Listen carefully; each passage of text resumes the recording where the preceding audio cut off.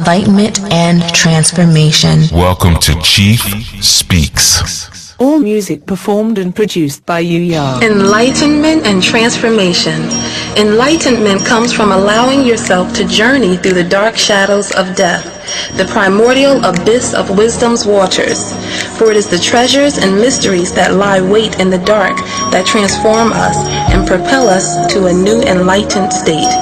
One should neither aspire to live in the light nor the dark, but should journey between the two in order to evolve the overall reality into a self-actualized creation.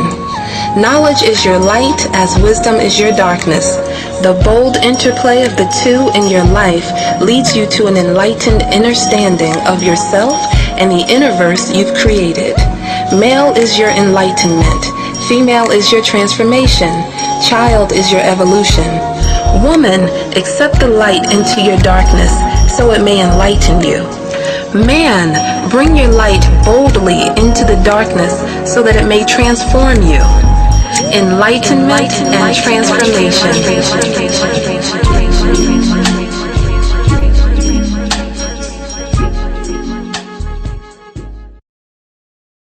I love you so much because you just don't know what you've just done for me. Thank you so much. Wow. This is like the best call I've had in ages on BTR. So this show was meant for me to be able to hear today, and I'm so thankful. That's his home. Therefore, now a new pathway has now been cut in order to get to the Almighty, where there may not have been one. So the communication with them, if they have enough power and strength to talk to us, the communication will be very clear. That's one of the reasons I don't get into the current events thing too much, because it starts to become a perpetual alarm clock that we just keep hitting snooze on. I speak to the ascended masters, quote unquote. I talk about spiritual stuff, but I also speak about some very practical, we can do today things. Be as natural as you can be with your spiritual. You can't always go by your feelings, because your feelings are corrupted. Your feelings are just as corrupted as everything else, your chakras and everything else. You got to know what's beyond you, and that's why we have elders. We can't do everything. You can't get everything out of books or weekend certification. You can have the most powerful, ancient, oldest, most, as far as you know, truthful tradition in your hands, and if you still have a dirty spirit, you're not going to get anything out of it. You're not going to learn anything. You're not actually going to grow. I try to teach in a way where I make myself obsolete. That's always been my goal, to make myself obsolete. I really wanted to, kind of big you up. I think you're awesome. There's a lot of elders out here right now that want to know what's going on. They're not getting on Twitter and stuff like that, but they want to be up on the new stuff. Sit down and have some conversations with them. It's not always about hearing their story. It's also about being news reporters for them and letting them know, like, yeah, this is what's happening right now. Let me tell you something about what happened in Charleston that you couldn't even. Your spirituality has to create sane spiritual family. Okay, and that family exists first inside of you. You have to express the different expressions of that rainbow coalition of spirits inside of you first. Okay, don't let communities hijack that rainbow. See, the problem is when we come into the conscious community, the dudes are doing the same thing that the women are doing. I just want to say that I really enjoy your show every Sunday, and my friend and I call it going to church. When we call him, we're like, you going to church? And I'm like, where have y'all been at? God cannot go against its own truth. So anytime you have an inkling that God is going against its own truth, then God is no longer behaving as God, so therefore the spiritual community doesn't recognize God. You dig where I'm coming from? Or can we have a new thought? Can we step outside of the books for a second and have a new conversation about hair weaves and wigs? Can we have a new conversation about homosexuality? Can we have a new conversation about vegan eating? It's a good day for exorcism. Hey, peace, greetings, and welcome everyone to Chief Speaks. All right, so I see some of you have already started pouring into the chat. So let me just welcome you, of course, and like I always like to do, welcome those of you who will be coming in later, whether it be through listening through archives or finding us on some kind of podcast channel, which often happens, or however it happens. Let me just welcome you now. And as always, thank you for being present. And let me just ask before I pursue further, can everyone hear me clearly? I'm actually on the go a little bit. So as some of you know, when I'm on the go, I tend to broadcast a little differently. All right, so I'm doing something different. So please just let me know if I can be heard. And if not, I will stop talking and fix. Okay. Cool. I can be heard. Good. Yeah, I don't like to just be sitting there rambling on and no one can hear me. But all right. Yeah, man. Thank you, Jamie and Alicia and Sequoia and Jennifer and Antonio and Peace Michelle and Strong Mind, Strong Body Fitness and Mike.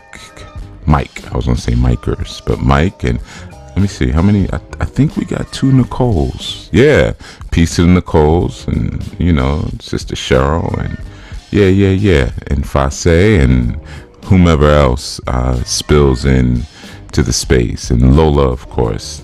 All right, yeah, man. So yeah, we didn't have a session last Sunday, but hey, hey. There's plenty of material to review in terms of our new work, and we can miss a Sunday. Peace, Tareen, as well as you, Roy Honey Chaha. We can miss a session here and there, right? And I want to give obviously some love and respect to the family in New Orleans, and the folks who came through. Especially on a Saturday evening, but saying came through and broke bread, and we sat and built and loved up one another. It was good to have that level. I'm always like the communal vibes, man. When people get an opportunity to sit and just kick it. Not necessarily trying to put on displays of intellect for one another, man, but just really get to sit and relax and decompress and just talk and explore ideas with one another and things like that, man. That's always a good thing. And so I'm always very not only supportive of that, but also very excited about either facilitating those type of opportunities or being a part of them. That's cool too.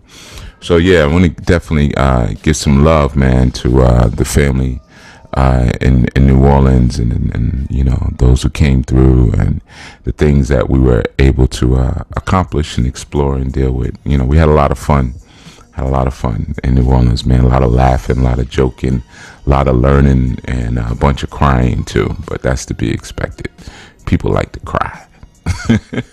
But yeah, man. So, this month we're touching upon winter solstice and, just what it means. We're coming into the solstice and really all this year, if anyone has noticed, we actually dealt with the equinoxes and the solstices as they came about, man. So, like I said, when I first did it probably was the spring equinox segment. I hear you, Crystal. I'm not even going to mention them. Yeah, inside joke in the chat.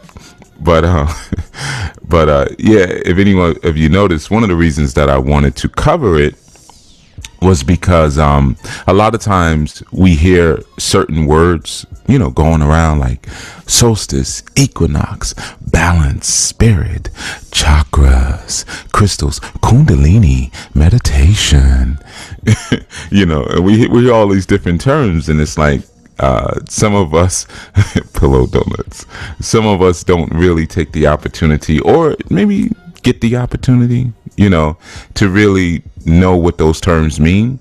And sometimes they're thrown around so often that by time we would ask, maybe we just feel like, man, I'm too embarrassed to ask now.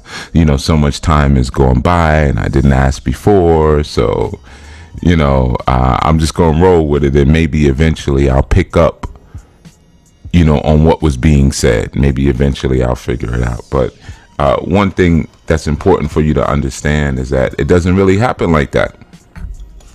You could not know something for a really long time, believe it or not. You can stay in the dark about certain.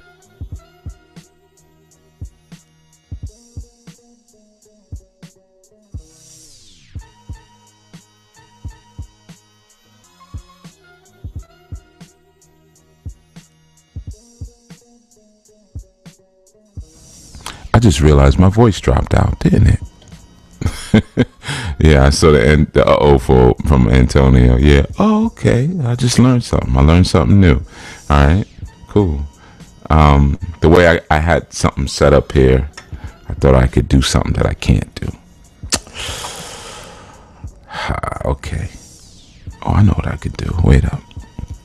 What it is that I have my headset in, and I can hear myself while I'm talking to you, and I don't like hearing my voice. So I tried to turn myself off, which turned it off for everybody. So I'm just gonna put one ear of the headset on. I'll do it like that. Yeah. Yeah, so like I was saying when I dropped out, was that sometimes, you know, going through all those different concepts and words and things like that, we don't get an opportunity to really explore what it is. And sometimes I like to hit, I guess what one might consider very basic shows or basic concepts, because sometimes we think we have things that we don't really have, you know. And in the work that I do, I experience that a lot with people. Sometimes you're talking to them and they're exhibiting certain behaviors, and so you might say, well, hey, ABCD, you know, you'll explain the behavior or maybe the problem with having the behavior, and they'll be like, yeah, I already know that, I know that, but you don't really know it. You just heard the words before. So because you heard the words before, and we live in a society that is devoid of admiration for process, you think you know what you've heard, but you never listened. And you know, for those who were with us last Strong In, you know that was really the theme all Strong In, you know, for us down in New Orleans, was listening.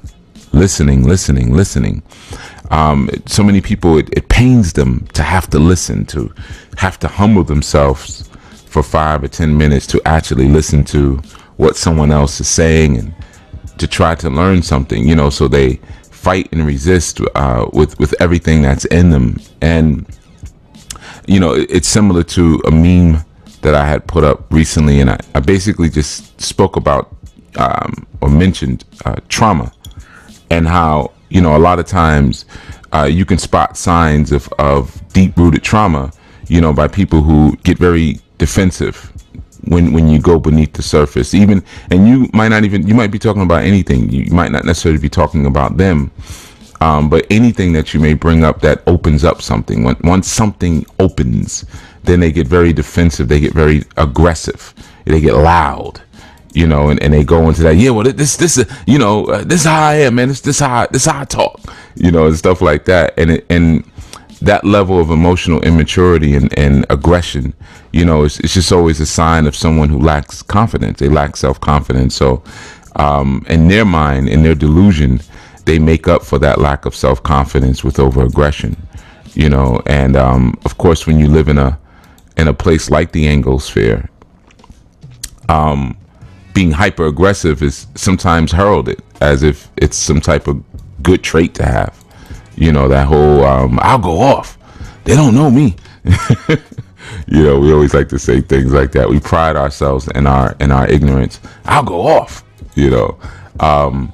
But yeah, man, that's just, you know, that's just a symptom of living here in the West. That's all, you know. So a lot of times when it comes to knowing and learning, and whether it be cultural understandings or spiritual understandings or emotional understandings, you know, we just go right through the list, right? Understanding in general, sometimes people are so arrogant, you know, that they don't want to admit when they don't have something, especially when it's something that they truly feel should be in their grasp. You know, and sometimes they only feel that because so many people will mention it. You know, so many people will talk about these different sciences and knowings, and as we grow, and you know, or as we age, maybe without growth, we feel more and more guilty about not having certain things under our belts. You know, so we have to try to compensate for it sometimes through our aesthetic, you know, the way we present ourselves, you know, or sometimes through the aggression in our speech or in the floweriness and the cryptology that we use in our own speech, thinking that we're saying something deep when we're really not. We're just saying a bunch of gibberish, you know, which is, of course, a commonality in the conscious collectives and conscious groups, man. So, you know, a lot of times as a result, I like to go back to simpler things, man, you know, simpler concepts. And if I talk about it without the urging of others, then it doesn't, you know, those who are too arrogant to ask you. Oh, come on, man. Y'all gonna start calling me now. Hold on a second, everybody, because I don't want this to go back off again. Been doing this show, these segments for 7 years, and people still have not caught on. Yeah. Don't text me, don't call me at 11 o'clock on Sunday. And it's funny, like, people call, they like to text exactly at 11. Hey, man, what you up to? Hey, man, what you doing? Huh? You didn't see the Twitter announcement, the Facebook announcement.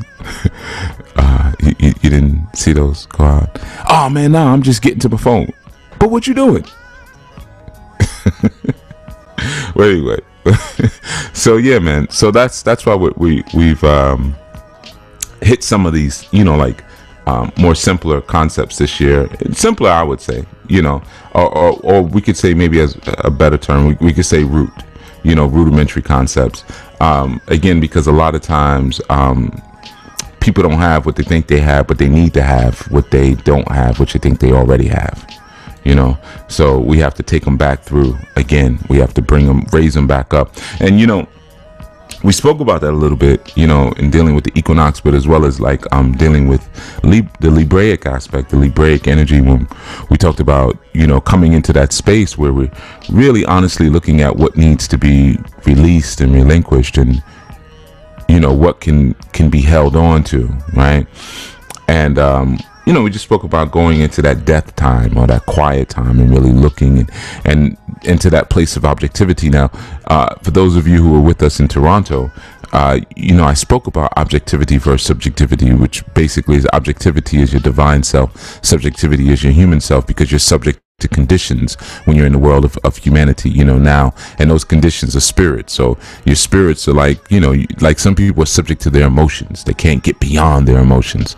You know, they can't look at they feel something and they think that what they feel is the whole of what they are. You know, I'm this kind of person. I'm that kind of person. I'm da da da.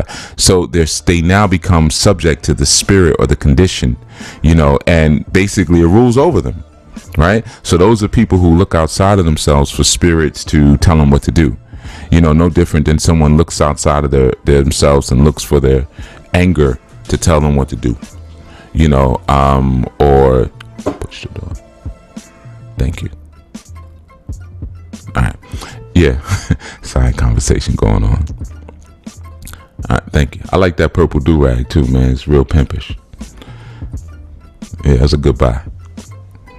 Anyway, so getting back to what I was saying to you guys. So a lot of times, just like with the spiritual thing, man, we look outside of ourselves for spirits to validate us, and looking outside of yourself for a spirit to validate you is no different than looking outside of yourself for your emotions to validate you.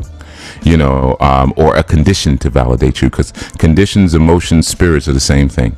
All right, so you can use them interchangeably in the context of what we're talking about. So, you know, I'm a hood, NIGGA. You know, well, that's a condition. You know, the hood is a condition. It's a program. You know, the manufacturing of the NIGGA, or as my Baba, he wrote a book about it, you know, called The Nigger Factory. You know, the vulture and the nigger factory. And that, in his book, like, you know, it speaks about how this is a manufactured and produced and fabricated personality. So sometimes we'll use that condition that's been created to define who and what we are, right? Or I'm Shango, I'm Oya, you know, I'm Eshu. That's why I do bad things. That's why I do hood rat things with my friends and smoke with cigarettes, you know, because I'm Eshu. I'm a leg bar. I'm the trickster. You know, and you're not supposed to do that. You know, you're not supposed to do that. You define and you determine what the condition is, not the other way around. Your conditions and your circumstances should not define who you are. You know, by you being able to define what your circumstances are, you then become the master of your situation. You see, but if you let the circumstances define you, then your situation becomes very general. So now we say, hey, we all have this, you know, we all are going through this, you know. Oh, that's cool, Brother Haru, you got an autographed copy. Cool. Yeah. I got about 80. Now I got a bunch in the garage. But anyway, so just going back to what we're saying, so that's why a lot of times it's good to go back to the rudiments and the foundations of these things that we like to look at and we like to explore, because, or we haven't explored, because sometimes our conditions and our spirits of ignorance and arrogance, they keep us held into a certain position and they rule over us, and nothing should be ruling over you, nothing at all, because internally, and you know, we all have that quiet and intrinsic genius, all of us, you know, all of us. And I'm going to repeat that again, let me say it like this, all of you. Okay, all of you have a quiet and intrinsic genius. You know, that's what you learn in marketing. In marketing, we use the word "you" often because it really connects with the person. You know, but so yeah, that potentiality of knowing and awakening exists in all, and sometimes we skip it because of, again, our trauma, and like I said, the trauma often is revealed in how we respond to situations, our defensiveness, our aggressiveness, all to keep people away from our ignorance. You know, we become hyper aggressive, and that's not the way you want to be, people. That's not the way you want to be, you know. So yeah, so again, we're speaking about the winter solstice, but right before I get into that, I want to share again that I will be back in Toronto, January 27th. We still have to finalize everything, but it's pretty final. It's pretty solid. January 27th, 2018. I'll be back in Toronto. Different venue. We're actually going for a larger venue. But it should be, you know, good, because what we're also doing, what I want to institute, and you know, myself and Brother Victor have to still build on it. Really setting up some type of like mingling opportunity, like we did in New Orleans, where we could sit and talk and build and share, you know, like we did in New Orleans. Because that's important, man. It's cool to come out, get the information, get some new food, you know, get that new stimulus, because the listening is important. Through the listening, you become healed. And that's what we kind of spoke about in New Orleans, like the value and the power of listening and what it does to you on a cellular level. But it's also good, you know, after the listening, you know, or before, however you do it, that you get an opportunity to really sit and be with one another, sit and build, sit and share, you know, and things like that, man. That's a critical part to all of this, man. That's a critical part to all of it, you know, being able to just to kind of sit and be with one another and kick it with one another, so forth and so on, man. So yeah, you know, we definitely want to create an opportunity like that while I'm there to kind of be with you. And you know, another thing too, man, another reason why I personally like to do that whenever I can is it gives me an opportunity to connect with you, you know. And what I mean by that is I can assume for as much as I want to some degree, or I can be in touch to some degree, and I'm going to add them all, because you're using, when you're a speaker and you're a speaker who works with and for the community, there is a degree of intuition that goes on, there's a degree of observation that goes on, research that goes on, assuming, just using your own sensory intellect, feedback right there in the moment. There's nothing like it, you know, to be able to talk to people and not to always speak to them from your perch, you know, but to be able to really get among the folk and really talk, and hey, you know, and hear what they say. Sometimes say, hey man, you did this segment on such and such, man, that really did a lot for me. I got so much. And you know, people may always cite, you got to listen to what you don't hear, because sometimes I'm out and people will be like, man, thank you so much, Chief, and you know, you talked about this. And that happens a lot. Sometimes I'm out, I get cited, and people bring stuff up, and I don't even know what they talk. Like, I don't remember the episodes. I'd be like, oh, okay, cool. They'd be like, yeah, when you talked about this, and da da da da da. Now I know if I talked about it or not, based on, because I'm so in tune with my own philosophy. So I know sometimes somebody will say something, and I'd be like, nah, that's not something I would say.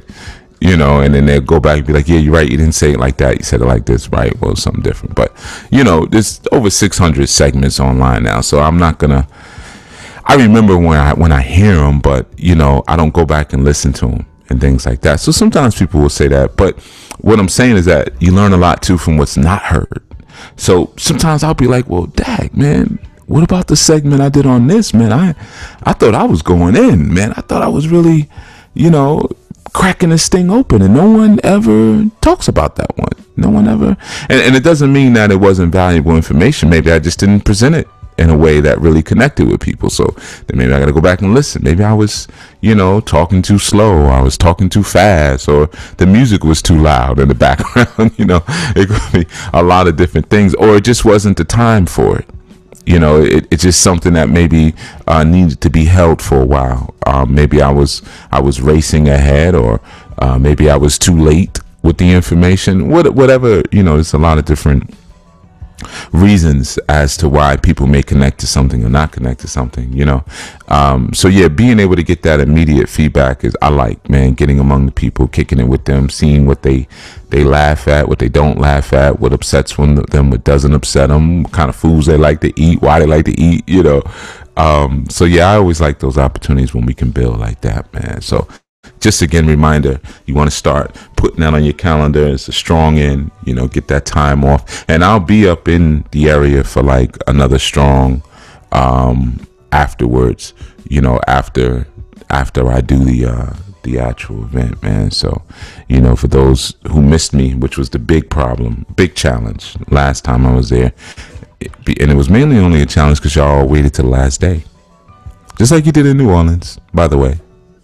So if anyone thinks I'll be lying about this stuff, they did the same thing.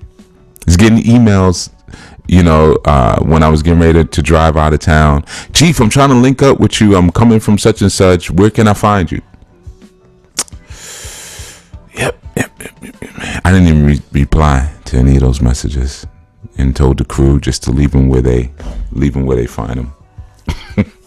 You know, so I'm telling you now, you got over 2 months advance notice. All right, this January 27th, Toronto. We'll be there for like a strong after. So, you know, yeah. And you know I'm going to say it again. All right. So anyway, let's get to the whole piece on what we're talking about, right? Because of course, what we're talking about is the winter solstice and the value of the winter solstice and where we place it and put it. And even though this is not the first segment of the month, I'm still going to keep that first segment vibe where I'm going to just kind of keep it real basic and ease us into it. Now, at this point, many of you should know, if you've been following, especially for the year, you probably already know what the word solstice means, right? You know, just the stilling of the sun. And of course, we went over that when we covered the summer solstice, right? And if you haven't listened to that segment, I would urge you to, because it helps to understand things going forward, right? So that way I don't have to always be reinventing the wheel and going back and redefining things that I've already defined, or sometimes redefined. But and that way we can just keep stepping instead of taking one step forward, one step back, one step forward, one step back. It may look cool when we do it collectively as a dance, but it's better if we can all just walk up the steps. You dig? All right, so when we're dealing with the solstice, and of course, the solstice for this year is, as it usually often is December 21st. And, you know, one of the reasons that I also wanted to build on it, just because I wanted to cover the seasons this year, that was one of them, right? But it was also because one of the things that we don't address a lot sometimes is what we do in mass. You know, we're always looking at conspiracy theorists for these deep signs of ritual, you know, like, oh, they're doing occult rituals over there and over there, and they killed their child over there for this, that. And sometimes we're not aware of the larger rituals that we're a part of collectively. You know, like the ritual of everybody going to work 9 to 5, or Thanksgiving, being involved in that. And we always say, no, it's just a time. It ain't about what it means. It's about we all off and we can all eat on this day. You freaking liar. Stop lying. Cause even if it ain't about that, then why do y'all all say grace? You don't pray no other time of the year. But this is just a time when everybody's off and we can get together, right? You don't pray no other time of the year except for on that day. And you're holding hands around the table, and everybody, and even the children, got to say what they thankful for. You know, I thank you. I thank you. They always say it right. I thank you for my new bike. I thank you for mommy. I thank you for, come on, man. You celebrating Thanksgiving. Stop fronting. And it's making the conscious people got to do that. No, man. I'm just trying to get some of that food. I'm like, yeah, well, everybody's off on Sunday. Why don't you do it on Sunday? Everybody's off on Veterans Day. Why don't you do it then? Or like I told a lot of people, man, why don't you just make your own family holiday? Like, hey, when was grandma born? Or the oldest relative that you guys know, when were they born? When did they die? Okay, there you go. Now you just put in with your job early on. Say, this day I got to take off every year, whether you take a sick day, whatever it is, and all the family takes off. I don't care if it's a Tuesday, it's a Thursday, Wednesday, it doesn't matter. Everybody takes off that day of the year, get together like you say you do, eat your food, play football outside, and watch TV or whatever it is that you do. Why can't you make your own calendar? Because you're a part of a larger ritual that you're adherent to on a spiritual level, man. And the holiday quote unquote seasons are no different. Now, don't get me wrong, because I love the music. And Christmas songs be banging. The best music comes out. But and everyone's so nice. They're just so nice. Around New Year's and Christmas, and you gotta understand that means a lot for those who live in the New York City area, because we deal with a lot of viciousness all year. But around that Thanksgiving, not so much, even some with Thanksgiving, but more Christmas and New Year's time, people would hold doors for you, and hey, have a good night. Hey, drive safe, travel well, happy holiday. I mean, they're just so sweet. It's like, yeah, man, I wish it could be like this all year, But all joking aside, it's important to understand a lot of times, even the mass shopping, the Black Friday thing, I think that's Thursday, but there's some other type of shopping thing around New Year's. I don't know all the shopping stuff because I never participated in any of it. But, those mass rituals of these 3 days where, around the solstice, we're all going to go shopping. Then we're all going to get chicken. We're going to eat this chicken, sacrifice all these chickens, and we're going to go shopping together and spend all this money and stand around these trees and this and that and that and that, and light these trees. I'm talking about Christmas trees, by the way. All right, for all you weed heads. I'm talking about that kind of tree. But, so that becomes a larger ritual, right? Anwar says that's how we are here in the South. Yeah, but y'all sneaky too. Everybody, don't fall for that Southern hospitality, y'all. Southern people, they sneaky. They be like, yeah, how you doing? All right. Yeah, well, how you doing? Cuz, oh, man, I feel good. I feel good on the inside. I'm just happy, man. I just wear a smile on my face. I'm happy. Meanwhile, they, you fall asleep after your long drive down south, and they going through your bags. Sneaky. But anyway, yeah, man. So, the thing is, when we speak about the solstice, the winter solstice in particular, what we're talking about is the birthing of the sun. Okay, that's the esoteric or the metaphysical significance of the season or of the time we can look at, or of the event, probably a better way to put it. And of course, what you have is and so many different traditions, which I think I showed here. Matter of fact, let me do this. I'm gonna do a presentation style if I can find it.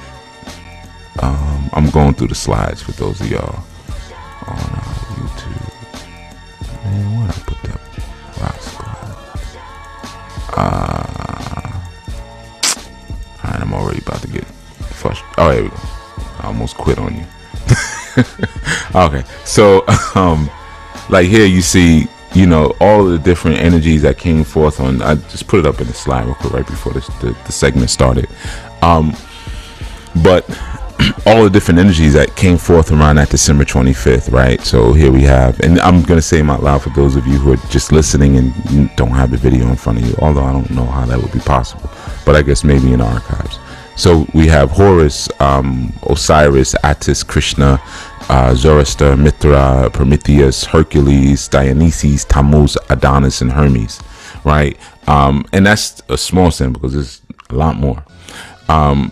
Who came forth on that December 25th. So not only do we look at it in many senses, and let me let this keep going now. I didn't mean to do that. All right, bring it back. I'll let that sit for a minute. Actually, yeah, you got enough of that.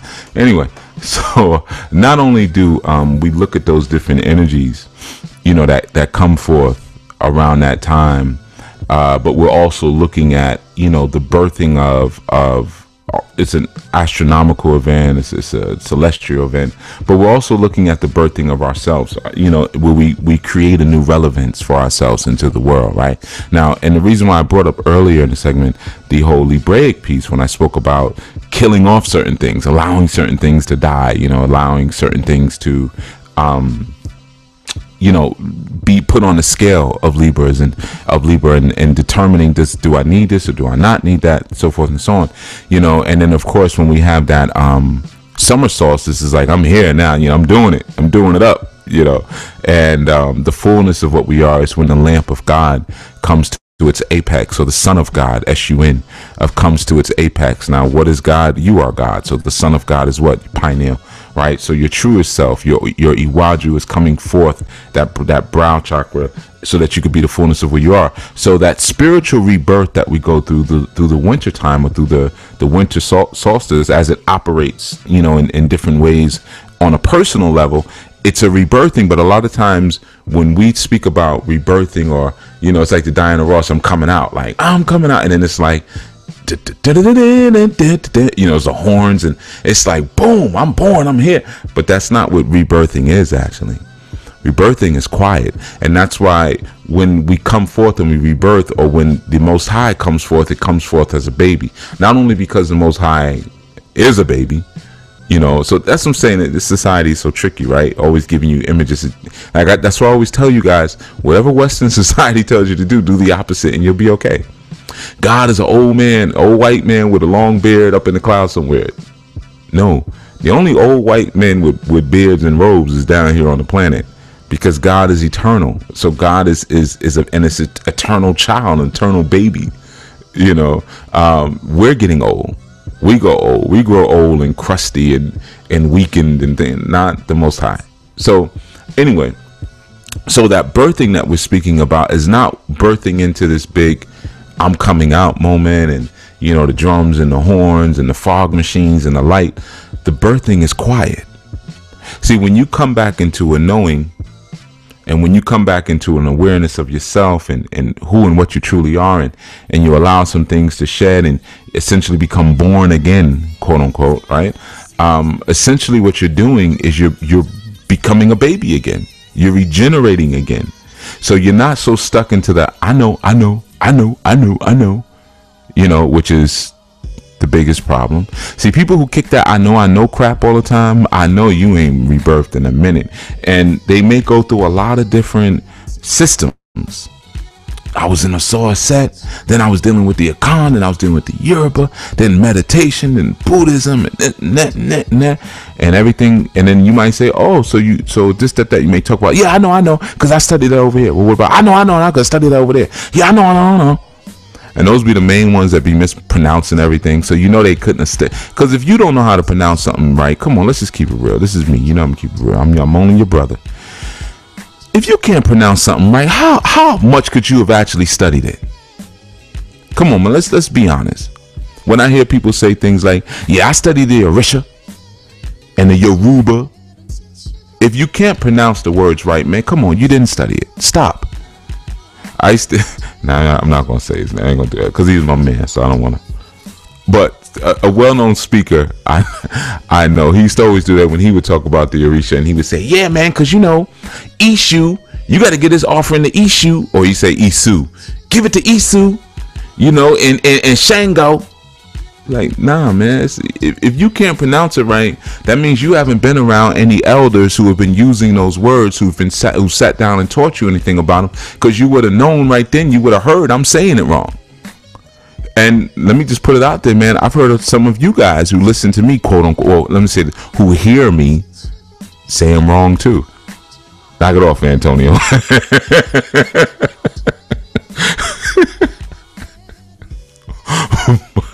I didn't say a name. I should have changed the accent.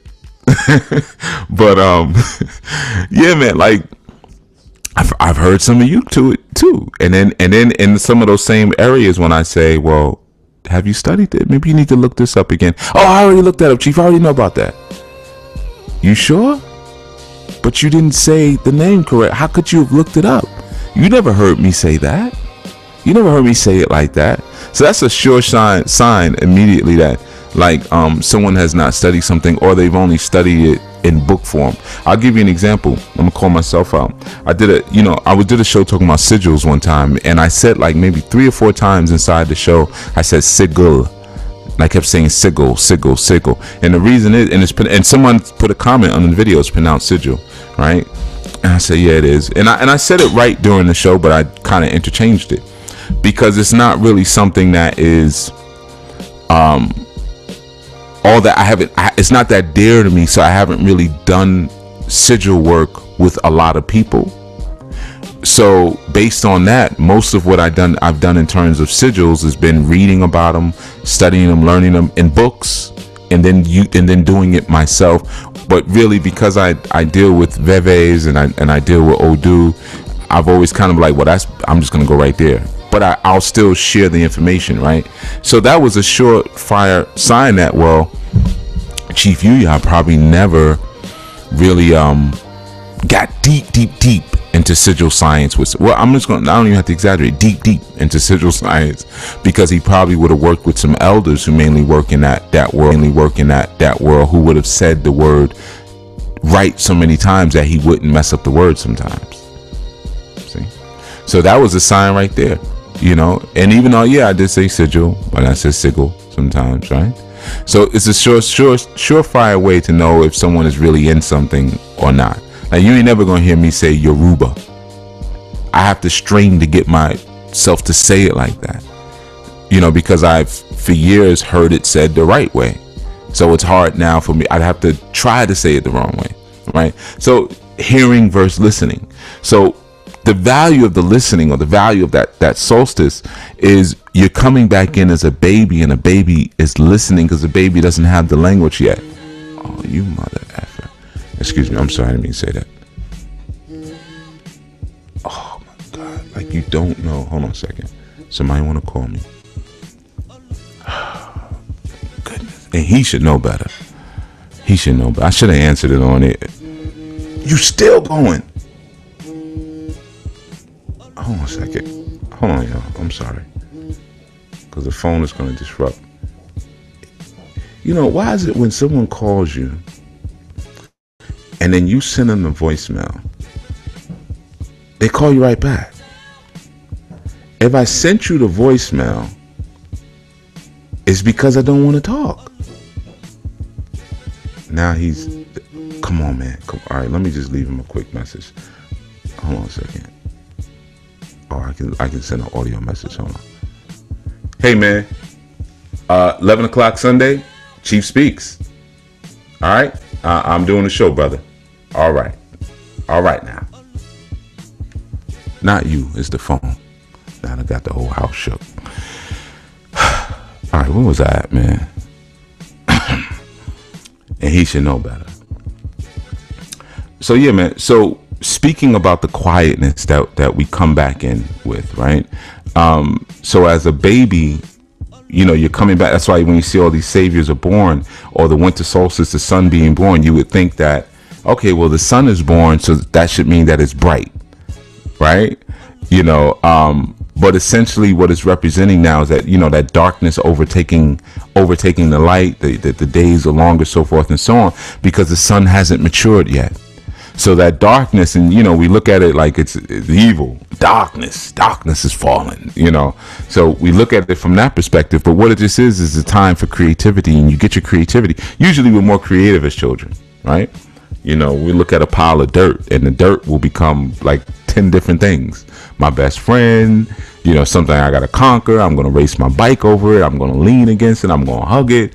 I'm going to cut pieces out of it and make statues. You know, we talk to it because we have all of that creativity when certain parts of us are still asleep. So the being born again, or that coming forth and being birthed again, it represents a spiritual transformation, but a spiritual transformation when we become small and clean again, you know, as opposed to our usual or our current oldness. And you know, it's that time when we say, okay, well darkness, the days are longer, because it's essentially saying that the sun is weak, right? So we're at our weakest points during that point, and of course during the summer we're at our strongest points, right? When we grow up. So it's detailing somewhat the transformative journey of how the spirit grows into a person. So when you have you have the balancing there between the rising of a sun and the setting of the sun,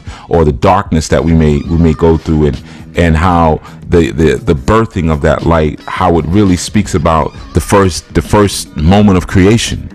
You see, the first moment of creation is very quiet.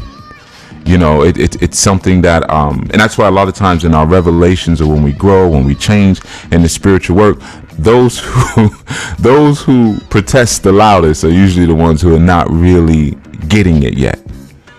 And any of you who I'm sure a lot of you can relate to it. You know, that moment when you finally got it, it was very quiet. You were probably by yourself. You could. It was no big text me. I said I'm okay. And I got another text coming in. They coming from all angles. Is something happening today that I don't know about? Sometimes that happens. You know, people, I'll be getting all these time busy working, and they be like, yeah man, you didn't hear there was a shooting over by with. Hey man, I don't know. I'll be in a shrine. I don't know. If the bullet don't come through the shrine, I don't know. You know, phone is off. You know, I'm here working. You know, but so anyway, so yeah, it's again, it's that first moment of creation, and like I said, a lot of times for many of us, when we get to that place where we finally aligned ourselves with the largest part of ourselves, or the largest part of our understanding, it was a quiet thing. We didn't have to put a meme up. We didn't have to put a big post on Facebook or Twitter saying, you know, I'm woke now. I'm woke, you know, and let everyone know. But, you know, that spiritual light that we've been looking for, it finally sparked and was born inside of us, representing our own spiritual sun has now come online. You know, and typically when that happens, and this is an important point for you to understand about the winter solstice, and I spoke about this somewhere, I don't remember, in Toronto, and I spoke about how sometimes we look at people who we would assume to be asleep, and sometimes through our arrogance we look down upon them, right? And we say, man, I'm woke and you ain't woke, and why don't you figure out what's going on? Like, I done figured out what's going on. Ain't that complicated? Come on now. You know, and we mess with people in that sense without realizing that light is born from darkness. You know, so even when you came into your realization and your knowing of who you are, it was probably at your darkest moment. You know, so when we look at the value of the winter solstice and the sun being reborn on December 21st, you know, leading up again to that 25th, what it represents is our spiritual life being born at a time of darkness. So now and we're gestating, not only gestating, we're formulating, you know, during a time of darkness. So it's not like December 25th, the sun is born and now it's bright out like it's summertime. And again, this is for people who live where, you know, with the changing of the seasons is more prevalent, more obvious. But even if you still go to places that are close to the equator, the nights are still longer, you know, stuff like that. But obviously if you're further north, you really feel it. Or if you're in the UK in certain parts, you really can relate to it in a different kind of way because it's so drastic, of course, right? But what we're saying here again is that time of darkness where you're brought forth, which goes all over. And when I say goes all over, you look at so many ancient systems and you see the same thing. You know, you see the saviors born 25th, 725th. You know, they're born 25th. And again, the significance of it is that the light is born out of darkness. So sometimes when we look at people who are asleep, we don't realize that sleep or that debauchery or that ratchetness is a part of their awakening. You know, you just can't be light and stay light. It doesn't happen like that. Like, there's a duality. Even when a child comes forth, even one that we would quote unquote call a good child, right? They still came out of darkness. You know, they still came out of darkness. You probably conceived them in the dark, you know, but definitely the biological conception was inside of a body. Ain't no light in there. You know, when that sperm hit that egg, it was dark, sperm cell. You know, then it gestated in darkness. So it's just all this darkness, darkness, darkness. Then it finally comes forth, right? You say, oh, the baby done came to light. But the baby is what? Not much of what it's going to be yet. They all pretty much the same. I always tell people they want to show me, hey, Chief, Baba, I want to show you the baby. I don't need to see no baby pictures. For what? They all look the same. I'd say that somebody recently, she got all offended. My baby's beautiful. I said it probably is, but I don't really care. Not yet. Your baby ain't got no personality. I don't want to see. Look at the picture of my own children when they were young. They all look the same. You know, get a couple months on you. You know, a couple months go by, and then look at that one's nose. Oof, that one got a head on it, man. Look at the size of that child's forehead. You know, they start getting their personality a little bit. So, you know, when those energies first come forth, man, there is a quietness when we're first born into our knowing. And the part of that quietness is because we're surrounded by darkness. Like, you look at what happens when a child comes forth. They're surrounded most of the time by the ignorance of their parents. So they're just like, I just came from heaven, essentially. Now I'm here. And, you know, okay, they're not as bright as I thought they were going to be. Uh-oh. You know, because the baby forgets when it goes to the sacred grove. When it goes to the sacred grove, you know, it forgets what its purpose was and everything. It has to find it all over again. Eshu does that, or Isu. Eshu performs that, you know. So it comes out and looks at his face. I'm here. Parents are arguing, feeding it the wrong food. You know, the child is a girl, but they're putting pink on it. And pink is actually a boy, a masculine color. You know, they putting pink on the girl and they putting blue on the boy. That don't make any kind of sense when we know that the water element is the feminine. So the blue should go on the girl. And we know that pink is a derivative of red. And red is the fire element. The red should go on, or the pink should go on the boy. So the baby comes through and it's like, oh my goodness, y'all are dumb. You know, so it's quiet. You know, because all of that great wisdom that's been encoded into its spirit, now it has to situate itself differently, because it's its own deity, but it's got to learn how to live in the world of men. You know, it's learning how to come forth on the earth and still to figure out a way to get its mission revealed, you know, but at the same time be acclimated to where it's at. You know, it have a mother that doesn't even know when it's getting ready to go to the bathroom. You know, some people think about that sometimes, you know, when you look back on the continent. Babies didn't wear diapers, right? You strapped the baby, put it on your back, and kept moving. The baby wasn't, you know, going to the bathroom all over the mother's back. So what was it about that? The mother was so in tune with his child that it knew when it was going to go to the bathroom. It knew when it was time. It's time for you to, you know, make water. You know, so come on. Right, it's in tune with the vibration and the rhythm, because everything's on rhythm. Now we devolve, and then we got to put diapers on the child. So sometimes as adults we don't even know when it's time to go to bed. We get close to our house, we got to run into the house every day. We don't know that the mind is psychologically programmed. When we start coming down the block, we want to go to the bathroom. Isn't it amazing how powerful the mind is? Side note. But every day we fumbling for those keys. Oh, I'm gonna go on myself. Or running to the side of your house and peeing in the bushes in your own yard, because you forgot that every day when you get to the house you feel like you gotta go to the bathroom. just being out of step, just being out of tune, you know. So that birthing again is part of a creative process, and you know, within that creative process, there's a rebirthing of a spirit within inside of humanity. So remember that spirit is the light, and light is being reborn inside of darkness. It's the Luciferian story. I mean, it's so many. It's the story of melanin, you know. Or when we look at the symbolic stories of different saviors being born, like when we look at Yahshua, and of course, many of us were told that Jesus was born in a manger. In Bethlehem, right? And then, you know, Bethlehem just means the house of God. You know, Hem, actually, Hem is what makes it deep. Bethel is easy, Beth, house, El, God, but Hem, look up Hem, and it gets deep. But anyway, but just there's a reference there to darkness, right, with Bethlehem. But then you have, well, Jesus is born in a manger. Oh, goodness, Lord, in the manger. Well, darkness. Grungy environment with animals and things like that. Manger also representing the animal nature. But then when we study, we learn a little bit more. We get a little deeper. You know, we find the Ethiopian stories. Say, oh no, actually, Yahshua was born in a cave. Huh? Okay, interesting. Right? But either way, what you'll find with a lot of these texts and a lot of these ancient, you know, or these sacred. I don't want to just call them old. They're not just old; they're sacred. A lot of these sacred ancient texts, which you'll consistently find, is that you have light being born in darkness. So if a baby is born in a cave, don't just look at it like, oh, it's a cave. That just is, you know, Yahshua was a humble savior. The cave represents darkness.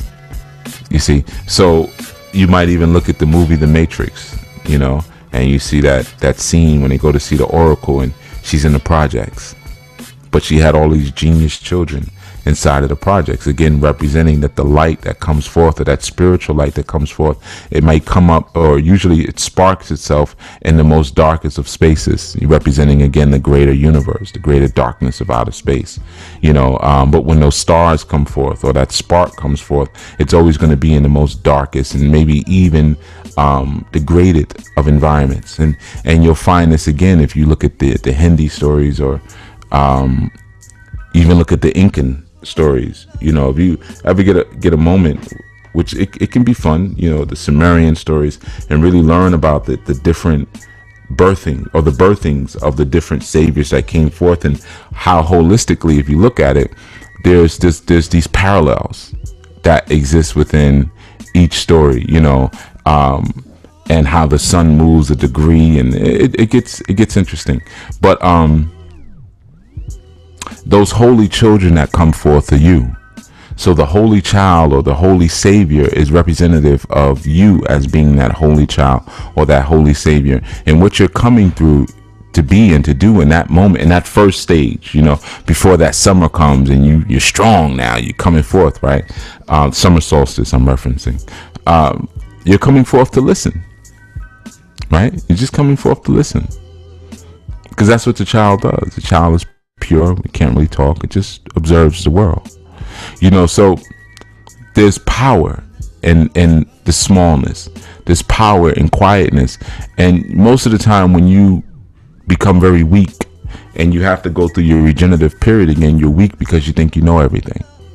So now, as truth is evolving, because truth is constantly evolving, so when you get to that point when where truth is evolving around you, but you're stuck in last season's I know, you know, it's like putting on I don't know, because everything is retro now, so you could practically wear anything and still make it, you know, in style. But let's just say you got on some real baggy cross colors, and you're like, man, I got these cross colors on, man, I'm doing it, you know, I'm doing it. And I got my Helly Hansen jacket, you know, or I got my shams on, and you know, my BKs, and you know, I'm doing it up, and not realizing that no, things have moved a little further, you know.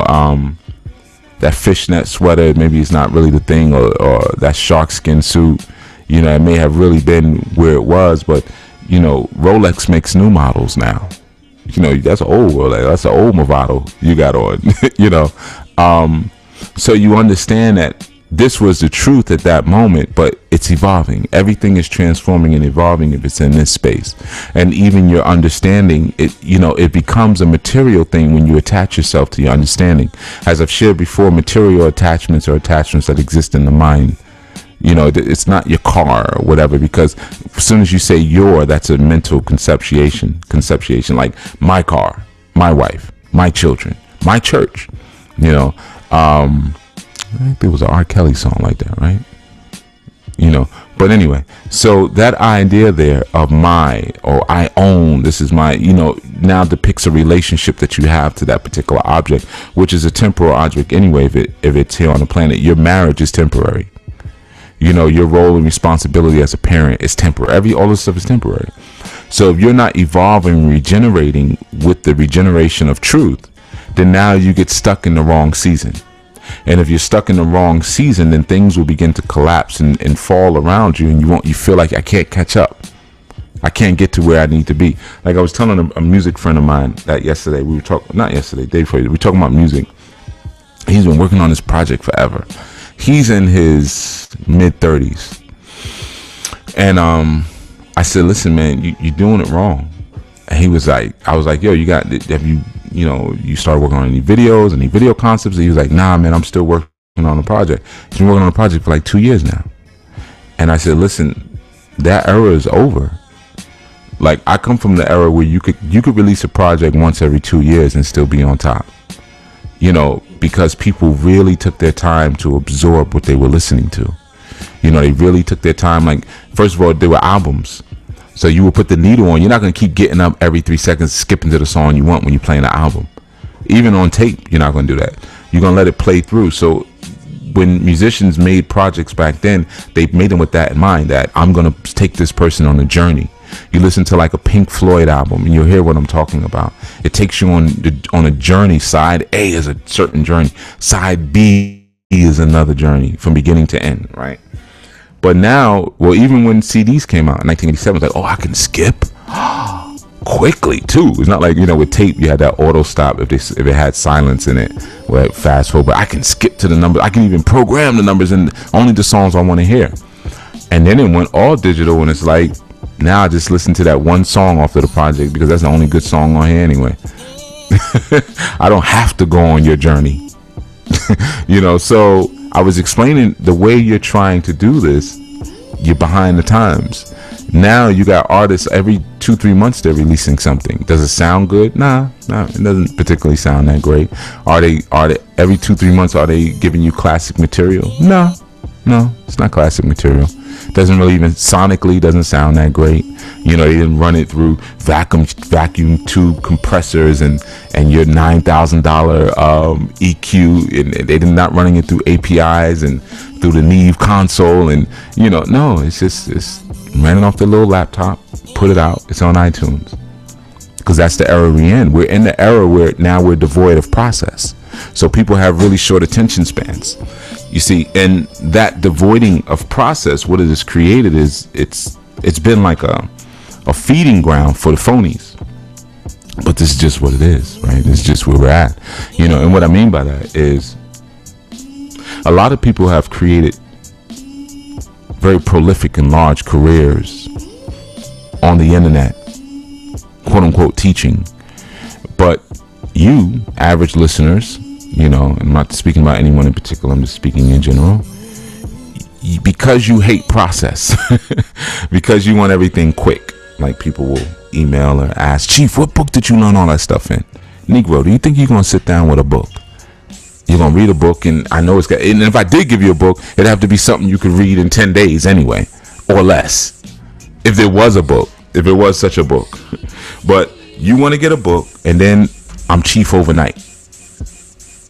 So now in a society like that, it's very easy for phonies to rise up, because anybody could jump up, hit a couple of slick lines, and because you don't have a sense of process, you're jumping from spot to spot to spot to spot to spot and just skimming the surface on all your information. So then you end up pronouncing names wrong, Isu and Shango, and because you didn't actually take time, you didn't stay there, you didn't try to study what was being presented in front of you, because you want to hurry up and say something to somebody else.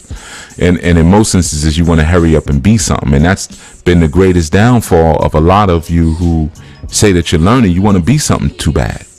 You want to be somebody so bad that you skip around, get a bunch of little bit of weak information from a bunch of little faulty sources, and in that way you can put that badge on you. So in a time like that, like I said, knowing the seasons. In a season like that, phonies can just come forth and say anything, and they know you're not really going to do the science on them. You're not going to really search their background to see if they're legit and if they are who they say they are and what they say they are. You ain't going to do that because you want to hurry up and get that little bit of weak information so you can go on and do the next thing. You see? So you got to be aware of the seasons. That's why even with my own teaching, sometimes I don't go as deep as I can go on certain things because there's really no point doing that. Most people don't want to go that deep down the rabbit hole. They just give me something real. Just give me something deep, Chief. So that way I can say that. You know, I can, you know, as soon as this show's over, I'm getting on Facebook and I'm going to say that. People are always sending me screenshots from Facebook groups and stuff, and people saying my stuff because everybody knows now I don't have a Facebook account. So they're like, I can talk all day at Facebook. He ain't going to find out. He ain't up in here. And they're taking stuff, man, you know, because you want to hurry up and be something. But the flowering and the overflowing of the information and the knowledge comes from it being deep down in you, not on you. You know, like I always say, man, it can't be on you. You can't wear it like a shirt. It's got to be in you, you know, and that comes from the respective process. You know, you got to go through the process. So when you get those questions like, well, how long is this going to take? As soon as I hear that, I know this person ain't going to get it. They ain't going to get it. They may never get it, but they ain't going to get it this time. Because if you're thinking, because you only want to know how long it's going to take for something to happen so you can hurry up and be something else, instead of going through that process and respecting the process. So it's the same thing with music. People are not trying to really go through a process and go through a journey with you. They want to skim over it. They're going to listen to that song maybe for 8 days. Then they on to the next song because they're highly consumptive. You know, even when there's rap beefs, that's why it's always foolish to fall into a beef, whether it be online or whatever, because people are sitting at the curb watching like hungry animals, just waiting to devour whatever you put in front of them. And then after they eat that meal, they're going to go on to the next thing. But even if you were right or wrong, it doesn't really matter. You know, someone says something funny to you or whatever, or you didn't appreciate it, and now you go all off and make all these videos saying, well, let me tell you this, and breaking this down, breaking that down. It doesn't mean anything. Who are you talking to? Who cares? Because after you say it, they say, man, so-and-so went in. And understand that the internet is such a feminized environment that if you start talking and proving your point, people are all going to say the same thing. You sound angry. The more it's wired that way, especially if you're a black man. The more intelligent you sound, the more people put the angry stamp on you. Like right now, somebody is listening saying, Chief going off. Right? That's because that's just what people do. That's how they program. When they hear some testosterone and they hear some bass in your voice and you're talking and you're breaking things down and you're speaking in a rapid fire manner, that means you're going off. And partly it's because they've never really seen real men go off. When I go off, I'm quiet. Everybody knows that about me. If he gets real quiet, get away from him. That means there's a problem. But as long as he's still talking, you're safe. But you know, again, it's a thwarted understanding of how we learn and how we take things in. So like I said in the beginning, speaking about the solstice and all these different concepts, it allows us to start where we should have started to begin with, and that's at the foundations, and then we can move outward from there, as opposed to, you know, skipping. Oh yeah, solstice, I got that word. Just because you got the word doesn't mean you got the understanding. That's a common tragedy. You get a word, you think you know what you're talking about. I know about the Orishas. You can't even pronounce the word right. You're still saying Yemanya. And then when somebody says Yemonja, you're like, huh? What's that? Or you're correcting me, telling me I said it wrong. It's Yemenya. You know, you ain't really studied nothing. You playing with this. And that's why there's really no real growth. You're not really regenerating because you're not giving yourself that opportunity to go quiet. Be surrounded by the darkness. You're afraid to be surrounded by the darkness because you think it's going to overtake you, because there's still so much darkness inside of you that you haven't purged out in the previous season. So when your sun rose up in the summer solstice, it didn't really rise up. It was a false start. You made it look like it. So you put up memes with you standing in the sun, or if you're a woman, you put up a picture with you half naked with your butt in the camera, and then you put a little caption, "I am evolving." Get out of here, man. Get out of here. And you know what you're doing. You know, at least those of us with sense know what you're doing. The rest is stupid, so they'll fall for that all day. But why would you want the approval of a bunch of stupid people? What you gonna do with that? It isn't worth anything. You know. So you gotta allow yourself that time to go quiet and to listen, because, like I said, in that listening comes the hearing. In that listening comes the healing. That's how you heal. That's how you heal a cell from the inside out. You don't heal it with a spiritual bath. You don't heal it with a herb. You know, and again, you can cure it with those things. You know, I can cure a skin condition with a bath, or with an ointment, or with an oil. I can cure it, but curing is temporary. Healing is permanent, because healing comes from the inside out. You know, so being a healer is a heavy gig. You know, it's not something to take lightly. I'm gonna go to a question real quick I saw in the chat, and again, if any of you have any questions, I may answer some of them, I may not answer some of them, but I'm gonna go to one I saw from Brother Antonio, if I can find it. If not, then I'm not gonna go into it. Oh, okay. Antonio said, "I have a question. Why is it when we're focused on doing what we're supposed to do, people will go out of their way to distract you? Sometimes it's through no fault of their own." Because you want to be distracted. That's why. You're pulling the distractions in. Remember, everybody that comes into your world reality, you have the choice to sign a contract with or not. So if they actually become a distraction, and I know you're saying, if they become a distraction, then you sign a contract that they would be a distraction. You need to take a look at what's in your environment. You know, and what's in your environment is going to be reflective of what's in your head. You know, that's important. Now, we can look at, there's a lot of different external reasons that we can look at why people do things like that. You know, people are afraid that you may grow and leave them. People are jealous. People are disrespectful. All of that, yeah, sure is the case, but you can choose to attract people like that into your world reality, or you can choose to attract other kind of people in your world reality. So if you're attracting, if you start to get ready to do something, and you find yourself, people coming to distract you, like you said, and sometimes there's no fault of their own, chances are because you've coupled and partnered and linked with people who are not on similar wavelength. So they don't know when to leave you alone. It's just like, here we go. Somebody said something to me some years ago, and he said, you know, a lot of people don't, he ran into somebody who was looking for me. He was like, "Yeah, man, I've been calling him. He doesn't call me back." And he's like, yeah, he was kind of offended by it, but he said I had to explain to him like how you are. And he said, you know, those of us who really know you know that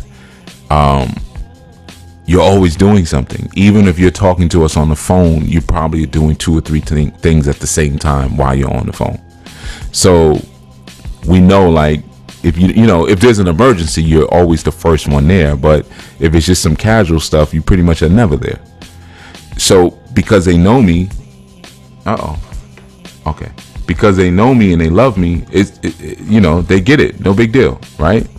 But these are also the people who I've chosen to allow to have entrance into my personal life, because they can roll with that. They don't get offended, and you know, you're not mad because I didn't come to your barbecue or a baby shower or stuff that I just really have zero desire or interest to do.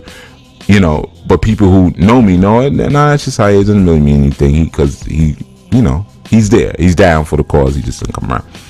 So if I surrounded myself with a bunch of people who didn't care to learn me and understand me and love me, then I would be asking the same question: man, why is everybody always popping up to distract me, even by no fault of their own, when I'm trying to get something done? They haven't taken the time to listen to you because they don't care to. They don't care about you as much as you think they do. So the people who care about you will take the time to understand you and learn you, and know that, yeah, he may go MIA, or he's working on something. He's up in his room trying to levitate, you know, but hey, that's just what he does. Just put a plate by the door, you know. That's a good example. My barber used to do that, man. When he'd be working on his books and writing, only person he really let around him was me. You know, he called, yeah. Come on, bring me. He like sweet potato pie. Come on, bring me sweet potato pie. But don't come in the room. Leave it by the door. You know, so you come bring him some food because he's working. He's in there. You hear the typewriter going.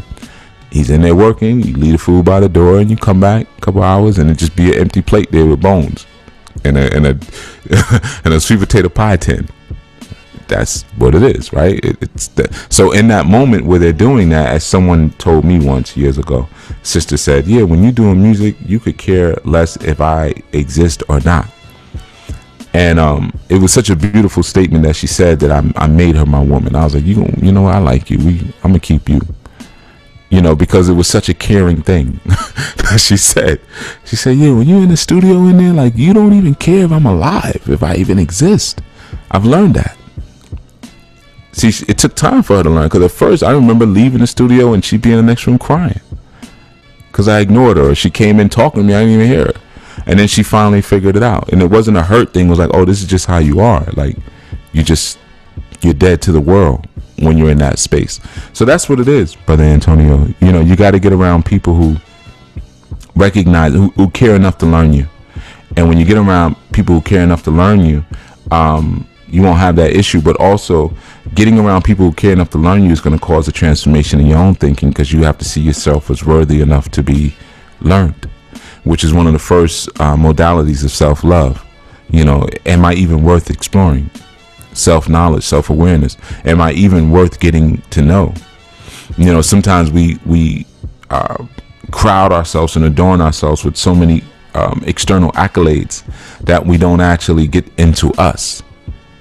We don't get into what we're doing and what we're about and what we enjoy. You know, we always have to be entertained by something external, or I gotta wear something, or the cologne or jewelry or perfume, or my car has to be like, my shoes gotta be like this, my shirt has to be like this. All of these different things that we use to validate and to express who we are, because we may not look at ourselves as being enough.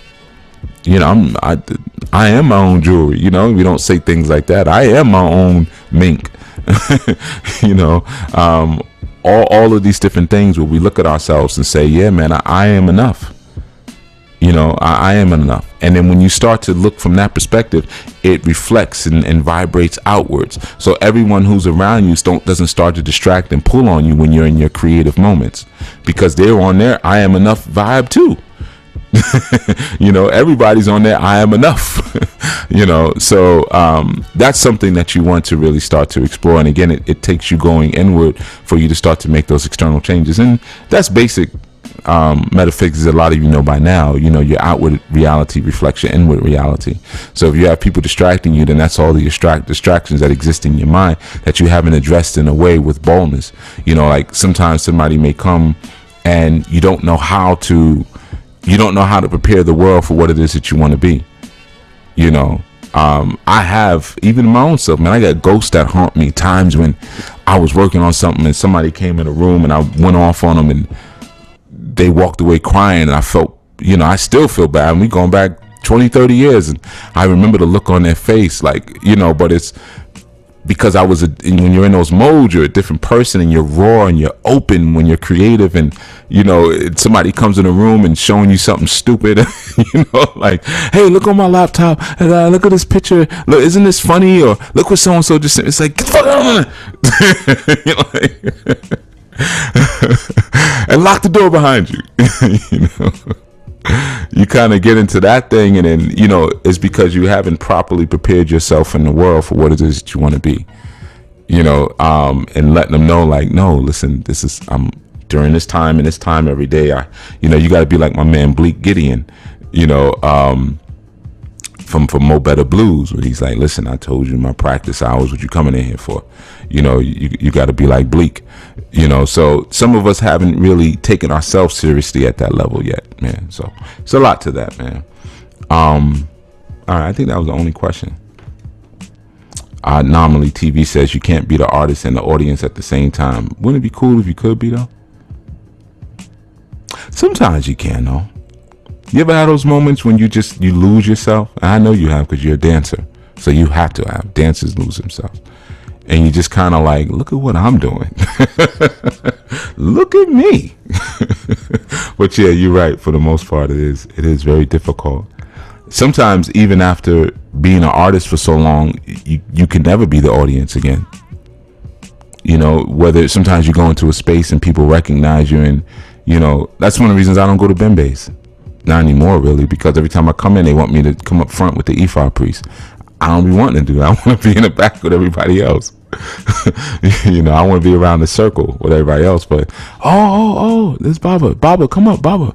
Then I got to do the Rumila dance. So I don't want to do that. You know, it's similar to like jazz. To this day, I've always had a fascination around people who appreciate and listen to jazz. I don't know why you would. Honestly, I know that sounds crazy. Why would anybody want to listen to jazz? I don't get it. And the reason I say that, because as a musician, when I listen to jazz, I'm listening from a musician's perspective. I'm listening to the orchestration. How is a bass player locking in with the kick drum? You know, what kind of cymbals does the drummer have on his set, you know, or her set? I'm listening to the piano player. What are they doing with their left hand? Oh, that's nice. It's complicated. How are they soloing? What modes they're going through? You know, what theory modes they're going through as they're soloing? What is the horn player doing? Oh, wow, the horn player's got good breath control, and you know. So I'm listening to all of that, those different production and orchestral nuances.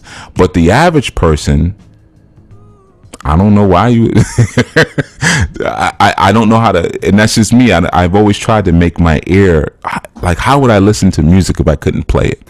What am I hearing? You know, if I didn't really have the ability to distinguish between the instruments and, you know, things like that, and what each person is doing, and for me to also know how complicated it is. So I may hear the bassist do something or the drummer do something, like, ooh, because I play those instruments, so I know how hard it was to do that. But the average person, do they hear all of that? You know? And I had someone try to explain it to me before, but I didn't get it. I was like, yeah, I can't listen that way anymore. I'm ruined. You know, she was like, well, yeah, you know, you learn, you can hear what they're doing, and you like what they're doing, and, you know, then you become fans of certain groups and you follow them, and I'm like, nah, I don't get it. You know, I don't, because that's the thing, like the sister just said, being an artist and the audience at the same time is very, very difficult. Haru Wajet says Yusef Lateef made me a fan of jazz. Well, you know what's so interesting? Yusef Lateef is actually who named me. So he also made me a fan of his music in many ways. So I'm gonna give you guys a little chief trivia. Yusef Lateef, my mother used to play with him, and she's the one who said, yeah, you're gonna name him Yuya. Name him Yuya. He gave me his name. Yeah, so that's actually who gave you my name, because Yusef and Yuya are the same name. Yusef, Yuya, Yosef, Joseph, Jose. It's the same name. But yeah, so he owed her something, and he said, I can't give you what I owe you, but he said, I'm going to give you a different gift. And he said, the gift I'm going to give you is my name. And he named her son Chief Yuya. So a little trivia there. Chief trivia with Yusef Lateef. But yeah, anyway, so that's where we're going there. I'm just gonna scan real quick and see. Yeah, Lo, it is an honor. Yeah, it definitely was. It is an honor, and it was so apt, because I had another elder who used to always call me, because she couldn't, well, she could have, but you know how them old elders be, couldn't pronounce my name. So so when she found out it was the same name as Joseph, that was it for her. But what's interesting, she used to always call me the dreamer. She was, you know, because I've always interpreted dreams since I was a little boy. And then another elder said, well, of course you call him dreamer. Joseph was a dreamer. And she was like, who? What? Because she didn't really read the Bible like that. She was like, yeah, girl, Joseph from the Bible. He was a dreamer. You know, it's like, oh, okay, all right, that makes sense, you know. So, you know, even Baba Lateef, you know, giving me that name, obviously saw something on a deeper level, or felt something, or his ancestors said, this is what needs to happen, because this boy is going to be a dreamer, you know, and he's going to follow that same story of Joseph in the Bible, which my life story has been like to the T. You know, oof. Yeah, it's been to the T. It's like that, you know. But you never know how you get things and what it means. And sometimes when you're giving it, you don't know what it means either. You just letting the spirit flow through you, and sometimes it comes out and, you know, being something very interesting. All right, so let's see. I'm looking for any other questions. Might not be any more because y'all are so deep. I don't think you need to ask too much. Okay, or Antonio continued the question. My bad. He said, but I could be sitting on the roof, and someone would ask me from inside the house, is there something in the fridge like butter? Is there any butter in the fridge? Yeah, isn't that annoying? You know, but it's just the people who you're surrounded by.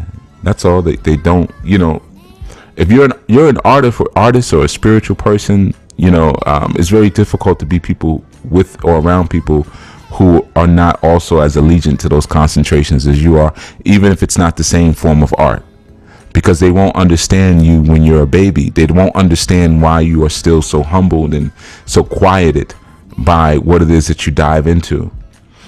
You know, like, I think I've said this on a segment before, when somebody was talking stupid and they were trying to stroke my ego. And I said that, you know, that just shows the sophomoric perspective that you have. Do you think I could have made it this far if my ego was not in check? Do you think I would, all the things that I share with you and all the information that I give you, and, you know, all that, could I have really gotten this far if my ego was that fragile? You know, people say, "Oh, Chief going off, Chief upset." Do you really think you can upset me? Could I have gotten this far if I was that egotistical? And when we say far, I'm not talking about rich or wealthy or large or notable, because there's a lot of people who are really notable who don't know a doggone thing, or who are just regurgitating and rehashing somebody else's information. I don't have to list anybody, you know, I wouldn't do that, but you guys know some of them. They don't talk about anything, but they're huge, right? But I'm talking about the depth of information.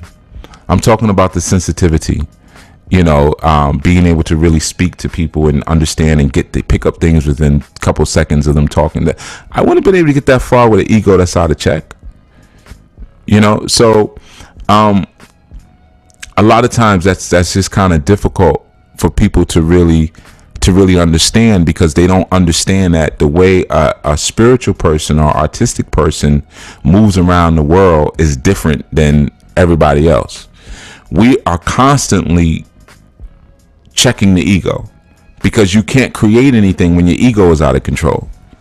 You can't open yourself up to new data, and in order to do this work, you have to really keep yourself wide open. You know, one of the reasons I still love music so much, because there's certain things that I still have trouble doing. Like, there's certain passages that I've been trying to play since I was a teenager that I mess up at a certain point every time I go to play it. You know, so it keeps you humble. Like, man, I'm still, that's why I always tell you, no, I'm not a master teacher. Heck no, I'm not a master teacher. You know, I know some people, I've seen some people in daycares, and I've seen some home health aides, man. Oh man, sometimes the way some of those home health aides work with the elders, and the way they teach them to kind of adjust to maybe some of their new physical limitations, and the way they talk to them and stuff. You want to find some master teachers, that's where you look. Sometimes it's not where you think it is, man. You go to some of these daycares or these after school programs, and people will have to deal with some of these hard-headed children. You're going to find some master teachers, or some of these people have to deal with these grumpy elders who are yelling at them, and, you know, stuff like that, and get off me. And, you know, because maybe they got little Alzheimer's and stuff, and they may not know who, you don't remember you from yesterday and all that, and you got to start over again and, you know, wash them and stuff. And to them, it's like a stranger's washing me, you know. That's your master teach me? No. No. So that's the thing. When you live in that world and you're quieted, you're constantly regenerating yourself through the quieting of your mind and the rebirthing of your spirit, man. It's difficult to be around old people. And the old people are I know that already. I know that. I knew that already. I know that. Why are you telling me that? I know that. I know about the Orisha. You know, you ain't telling me nothing. I be studying the chemits. I heard somebody say that to me before. I be studying the chemits. That don't even make sense. Sentence doesn't even make sense. So what are you studying? What are you talking about? That makes no sense whatsoever. I grew up in the church. I know the Bible. Doesn't mean you know the Bible because you grew up in church. Most people in church don't even read the Bible. They just know scripture from songs. If it ain't in the song, they don't know it. Or they know for God so loved the world because it's probably in the front of the church somewhere on the wall, mural that somebody painted. John 3:16 said, you might know that one, but they ain't gonna get too much deeper than that. That's because they're too old now. They're old and crusty. And they might be 24, 23, 22 years old, but they're old and crusty. Old and, imagine having a 22-year-old booger in your nose. That's what some of these folks are. They say, I'm 22, I got the whole world ahead of me. You already crusty. You done. Put a fork in you. You're done. Because you won't allow yourself to become a child again. You won't allow yourself to regenerate because you're just a know-it-all. Because maybe somebody hurt you in the past. You're afraid to be vulnerable again. So now because of your fear now creates options for you. Your fear limits your options. It tells you what life is going to be because you're afraid. No, I wouldn't do that. No, I wouldn't do that. I ain't going to do that. I ain't going to do that because you're afraid. See, that's what fear does. That's what's so complex and devious about fear. It creates what your life is going to be for you. You ain't even got to live anymore. You already know what it's going to be because it blocks off the options of what would have been. I did a meme like that recently where I said, I don't remember what I said, just go on Instagram, you find it. I forgot already. But what it dealt with was just, I think it's no fear equals no boundaries or something like that I wrote. I was driving while I created the meme, so I don't remember everything. I was when I first got to Tennessee. But what I'm saying though is just when you're full of fear, you're full of oldness, crustiness, you know, and then that crustation now carves out what your boundaries are going to be in life. That's why a fearful person, when you start talking to them, they shut you down immediately with the I knows and yeah, right, of course. Sometimes I get people doing that, and I'm talking to them because they may be living a life of a very ignorant person. So you start giving them some enlightenment, which is what the rebirthing is. And what they immediately start doing is shutting you down with, yeah, I know, yeah, of course, right, of course, absolutely. They refuse to take it. And then, but see, the way they do it is slick. You'll say, are you listening? They'll say, I'm listening to you, I'm agreeing with you. When you're listening, a baby doesn't do that when you're talking to a baby.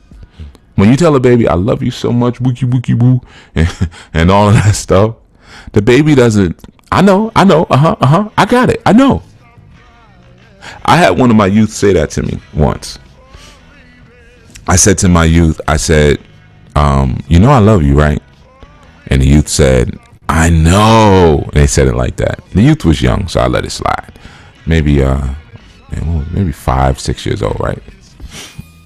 So I said, how you know? And my youth said, cause you tell me every day, Baba. I said, okay, all right, sucker. It's like that. So, but what that told me was this: say it differently, right? Because my youth is becoming crustated to me saying, you know, I love you, and it's just pouring out because I'm like that. I'm very tender, believe it or not. But the thing is, it just told me, okay, no problem, cool. So now let me do this differently now. You know, let me show it differently or express it differently because you've become numb to it in that form. You see? So at this point, I'm really probably just saying it for my own benefit or for my own pleasure, you know? So you can be 5, 6 years old and get crusty. You know, we have to learn so many different ways sometimes how to approach a thing, man, and how to renew and refresh ourselves. Now I'm gonna go back to a question. I am Kandake or Kandaki. I might be saying that wrong, but I'm sure people say it wrong all the time. Because, you know, but the question in the chat was, not sure if you ever mentioned voodoo. Have you ever explored it, and what do you think of it? Yes, I have explored it. I actually am initiated in Vodun. And what do I think of it? It's a tradition worth exploring, like so many others, you know. And really going to the root of it is advantageous, you know. But that's a big question when you ask me what do I think of it. So I don't really have a real answer to give you, because I don't really think about it. So you might, if you could be a little bit more specific, I can answer the question more intelligently. I don't want to give you an unintelligent answer. Okay, that's not a question. Okay, Jamie asked a question. Oh, there was a backdrop. Okay, so he said, first, I take care of my grandmother who is 96, is constantly seeing spirits coming in and out of the house. Sometimes these quote-unquote people he sees, grandfather, excuse me, I'm sorry. Sometimes these quote-unquote people he sees are supposed to bring him money. I understand that is part of the aging process to see spirits. How can I bring him some peace? Well, why would he not find peace because he sees spirits? That's where you got to start. Part of the aging process of seeing spirits, I mean, that's like he's getting ready to go. He's 96, man, so he's going through the dying process. So the dying process is the birthing process, you know. So he's getting ready to head for the turnaround, man. So, you know, it's just like if you're somewhere, man, you want to go to a restaurant to eat, the closer you get to the door, the more you're going to hear the people inside. You know, you're going to see who's inside, you're going to hear them. You know, so it just means that he's getting closer to that door, and that's a good thing. You want you want to go sit down and eat, you know. So you're supposed to always see and hear spirits all the time. That's normal and natural, you know.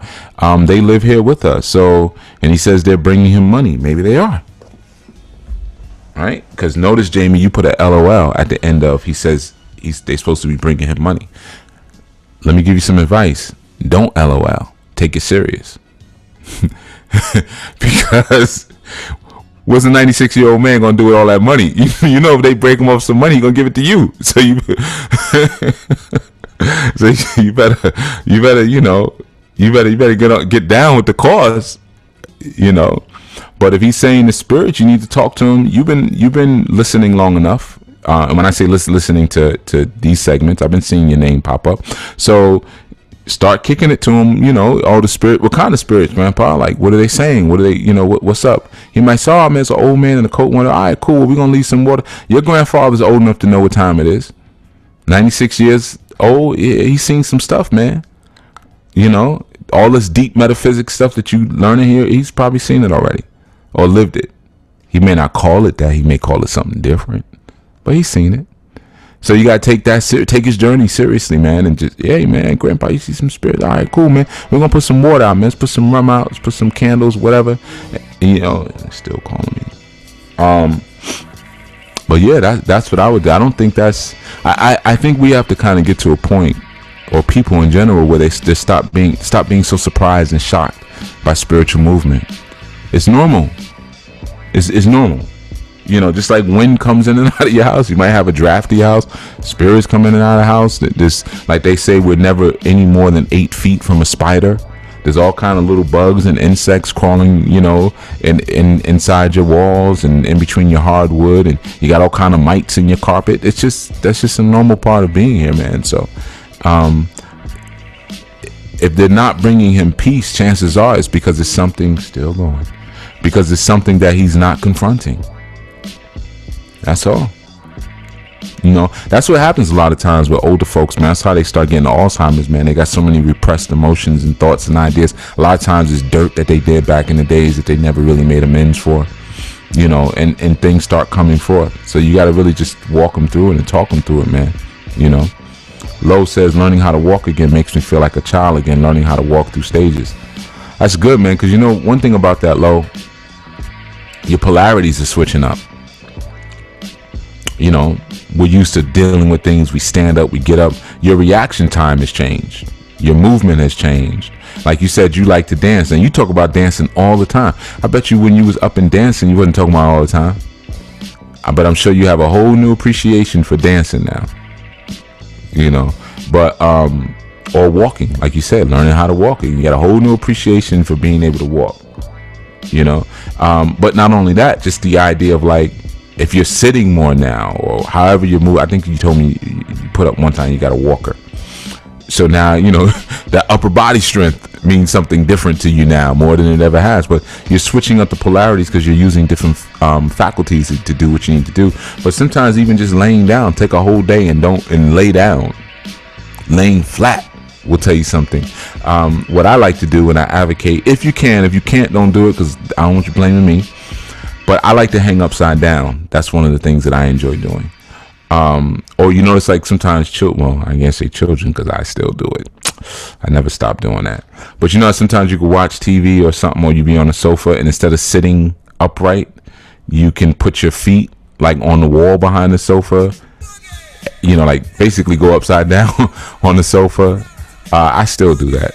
It's just, I don't know, it feels better. But you basically, you're switching the polarities in your body. It's like writing with your left hand and writing with your right hand, writing with your right hand and writing with your left hand. Just keep the polarity switching. And that's what real gender fluidity is. You want to get into that. That's what gender fluidity is. When you're able to go from positive to negative, masculine and feminine with the fluidity like that. You know, so just things like that, man. Lo says, I blame you for everything, Chief. You the black guy. You did everything. Yeah, I know, man. I'm used to it. The black guy did it. You know, black guy did it.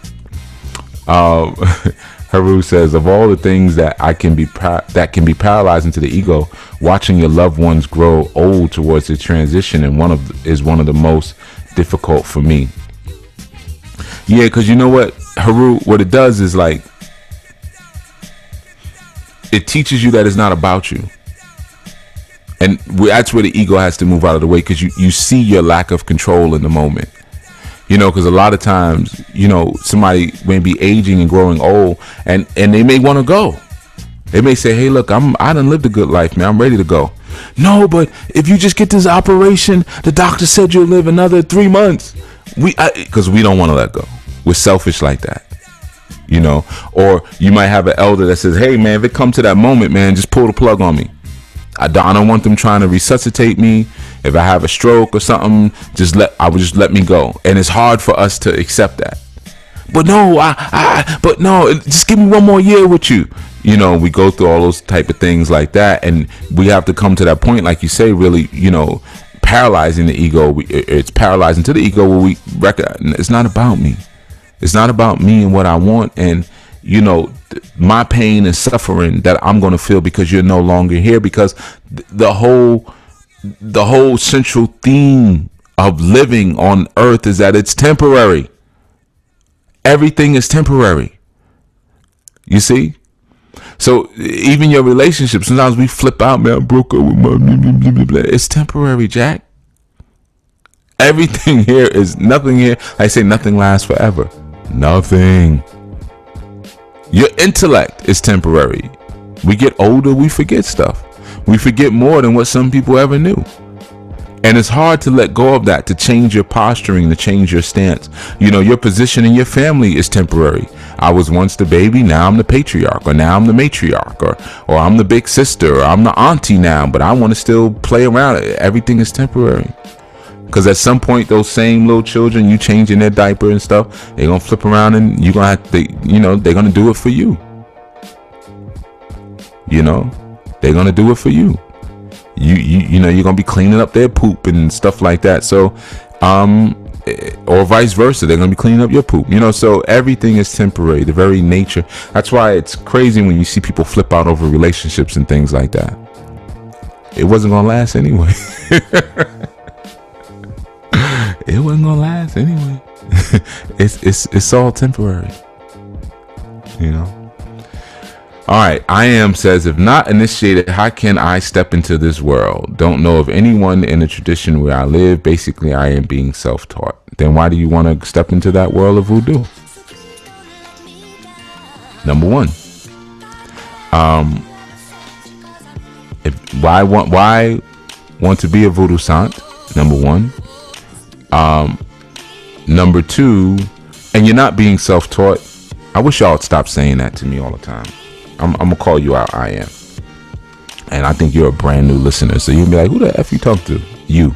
No, because if you can get online and ask me a question, you're not being self-taught. I'm teaching you something. And a lot of y'all do that. Yeah, Chief, I've been listening to you for 5 years, man, and it's really changed my life. I read all your books and I'm in your class, but you know, I mean, it's hard being self-taught. What? You're not self-taught. I gave you something. I gave you some game. How are you self-taught? So if you self-taught, you shouldn't have to ask that question. You shouldn't be asking a question. And I'm not saying that to like be mean. I'm saying that to say that sometimes we don't realize how much help that we have. And as a result, we end up, the universe then produces a reality where we have less help because we lack gratitude. You see what I'm saying? I don't know too many people who are didactic learners, because being a didactic learner is a different type of mind. The average person is not didactic. The average person is not self-taught. Even though a lot of people say I'm self-taught, you're not self-taught, because self-taught means that you now have this. A lot of you who are saying that you're self-taught, you still don't even, you still don't know what you're doing. So that means you weren't taught it. You may have stayed around it and been around it, but you still don't get it yet. You're not self-taught. Self-taught is when you can come into something and you didactically learn it and break it apart, and you now know it, you have it to the point that you can teach it properly, efficiently, and properly, not just teach it. You got a lot of people like that in the conscious community, and read a couple of books, watched a couple of documentaries, and now they're teachers. And they're giving people wrong information because it's not alive in them. The truth has got to be alive inside of you for you to give it. Because you can't give a gift that you can't generate. That was one of the first questions I asked in New Orleans. Some of y'all remember when we sat down. I'm going to give you this little bit because I ain't going to give y'all the workshop. Some of y'all asked me, you going to put the audio up? No, because you should have been there. So here's the deal. I asked, I said, do any of you have any spiritual gifts? And I'm going to ask all of y'all, anybody got spiritual gifts? So we went around the room. People, yeah, I could do this, I could do that, I could do that. I said, cool, can I borrow it? And everybody got quiet. Well, I don't know. I don't know if it was given to me. I don't know if you're supposed to. Yeah, but okay, but let's say I'm supposed to have it. Can you lend me the gift for a little bit? Can you lend me a gift for a couple hours? I wouldn't know how to do that. Yeah, that means it's not a gift. You don't have a gift. We say, well, I can see spirits, or I can fly, I can levitate, I can bring things into manifestation. Those are not gifts. You're manifesting what the spirit already does automatically, but you don't have that gift. Because if you had the gift, you'd be able to give it to somebody else. That's a gift.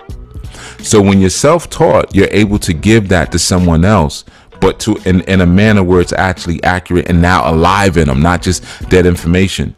See, most of the time you look at like a lot of conscious quote unquote teachers, the information is dead. It doesn't even work anymore.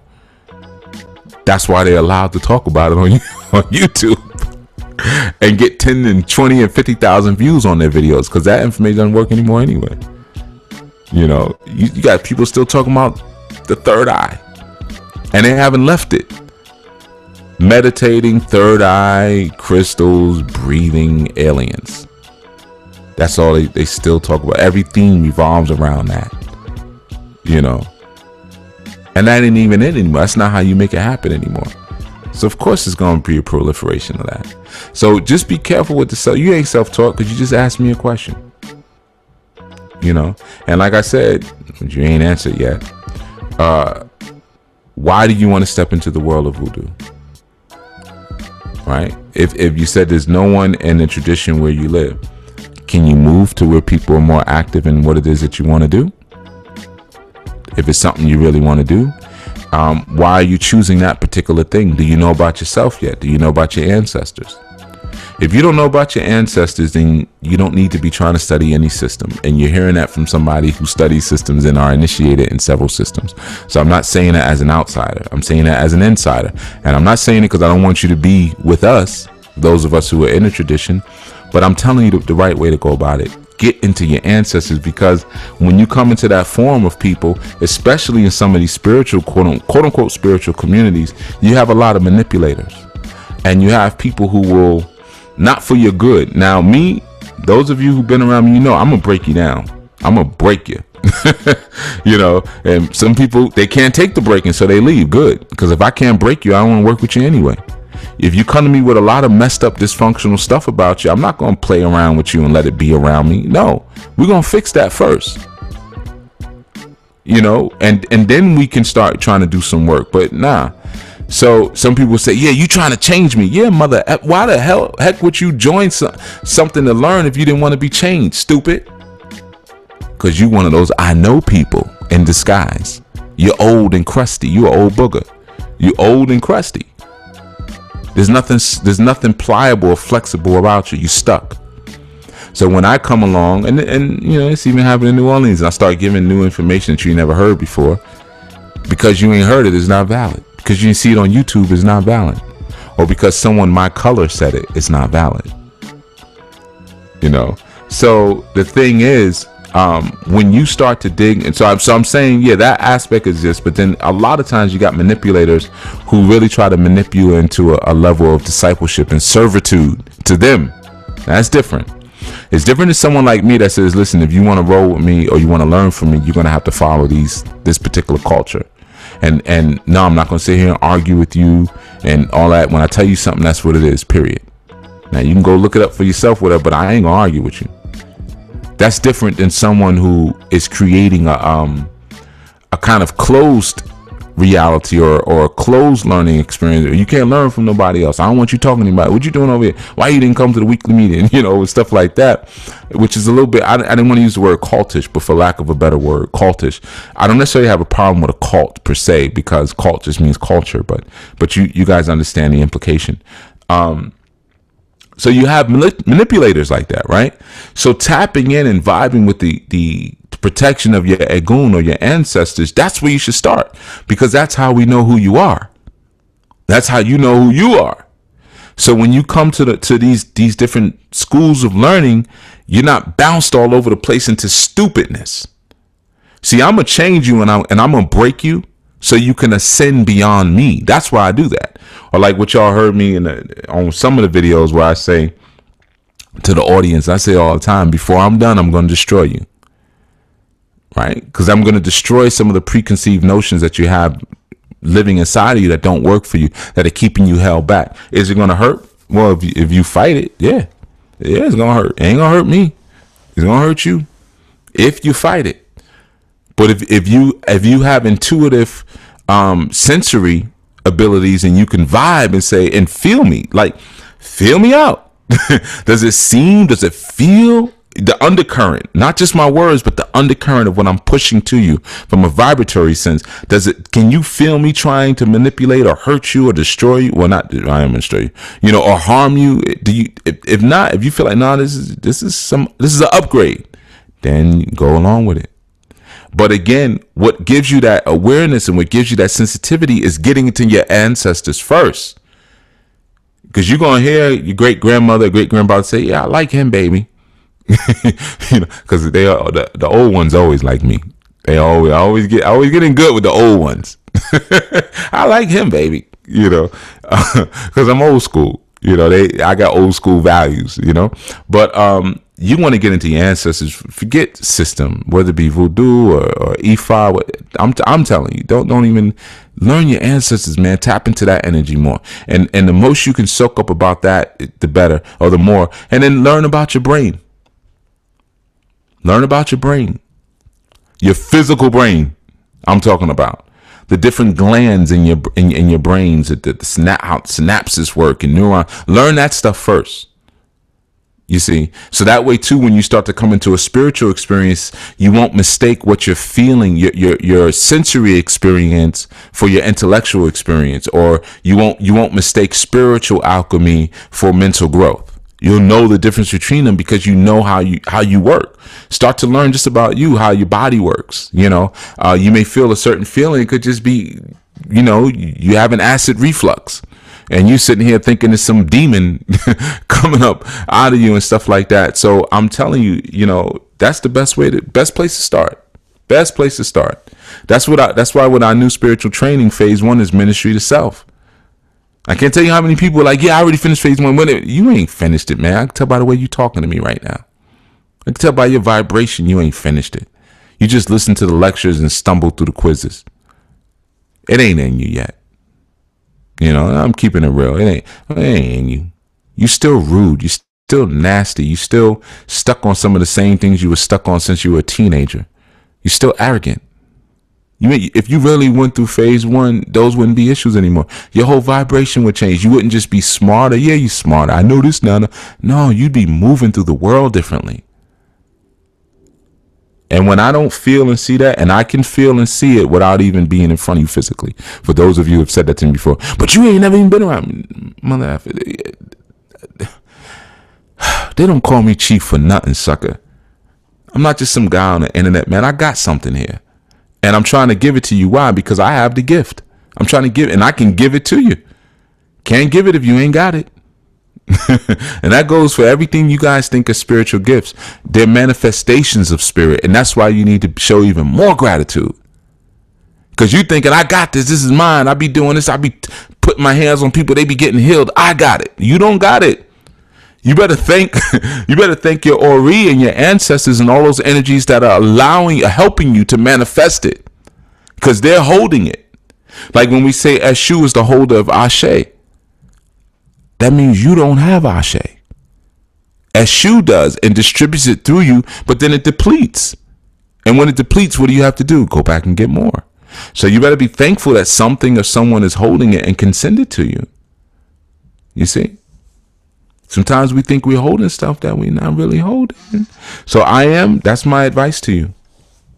Learn about the mind, the brain, psychology, your ancestors.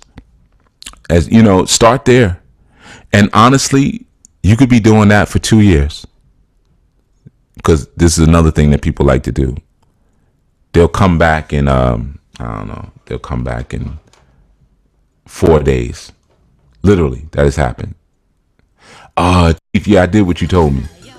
Yeah, I know about the ancestors and stuff now. And, you know, I didn't go too far. Well, how far did you go? Yes, Dad, it's been only 4 days. Well, I spoke to my mother and she doesn't really know. I don't really know my ancestors, so I had to stop. Then it means you didn't do what I told you to do. You did what you wanted to do. Well, what about the brain and the mind? Yeah, I got a chart. I put a chart up in my kitchen, and it shows, you know, it's got a brain spirit, and you know. But I learned about that already. Honestly, Chief, that's not really what I'm looking for. What I'm really trying to do, Chief, I'm really trying to connect to myself on a deeper spiritual level and really just try to be empowered because. And see, so then what they start doing is start explaining more to me as if I need the explanation. Do what the F I just told you. I don't need to read the whole book to know what it's about. I know what you're trying to do, and I'm telling you how to do it. Yeah, I know. He's getting rough, right? That's because we're coming down to the end of the year. You know, things always get rough, you know, like the last minutes of the show is when I start to get a little bit more honest. Anomaly TV Chief, can you speak on disappearances? For example, personal items disappearing or not being where you last left them. Nah, I ain't talking on that. Come on, Nirvana. I mean, I didn't say your name. Come on, Anomaly. No. Why are you asking me something like that? That's a boring question. Your key. You want me to tell you where to find your keys? Look next to the white wig with the cat ears. That's where your keys are. Nah, I ain't talk about that. Let's see what else we got. Speaking of phase 1, is the course back open? It was never closed. So if you're not able to get into phase 1, something's wrong. Let's see. Well, actually, the site, it did go down. No, but that was a long time ago. It's been open for a while. Oh, look at Lo kicking the Willy Bobo, silver-haired maiden. Look at him putting his bid in for you.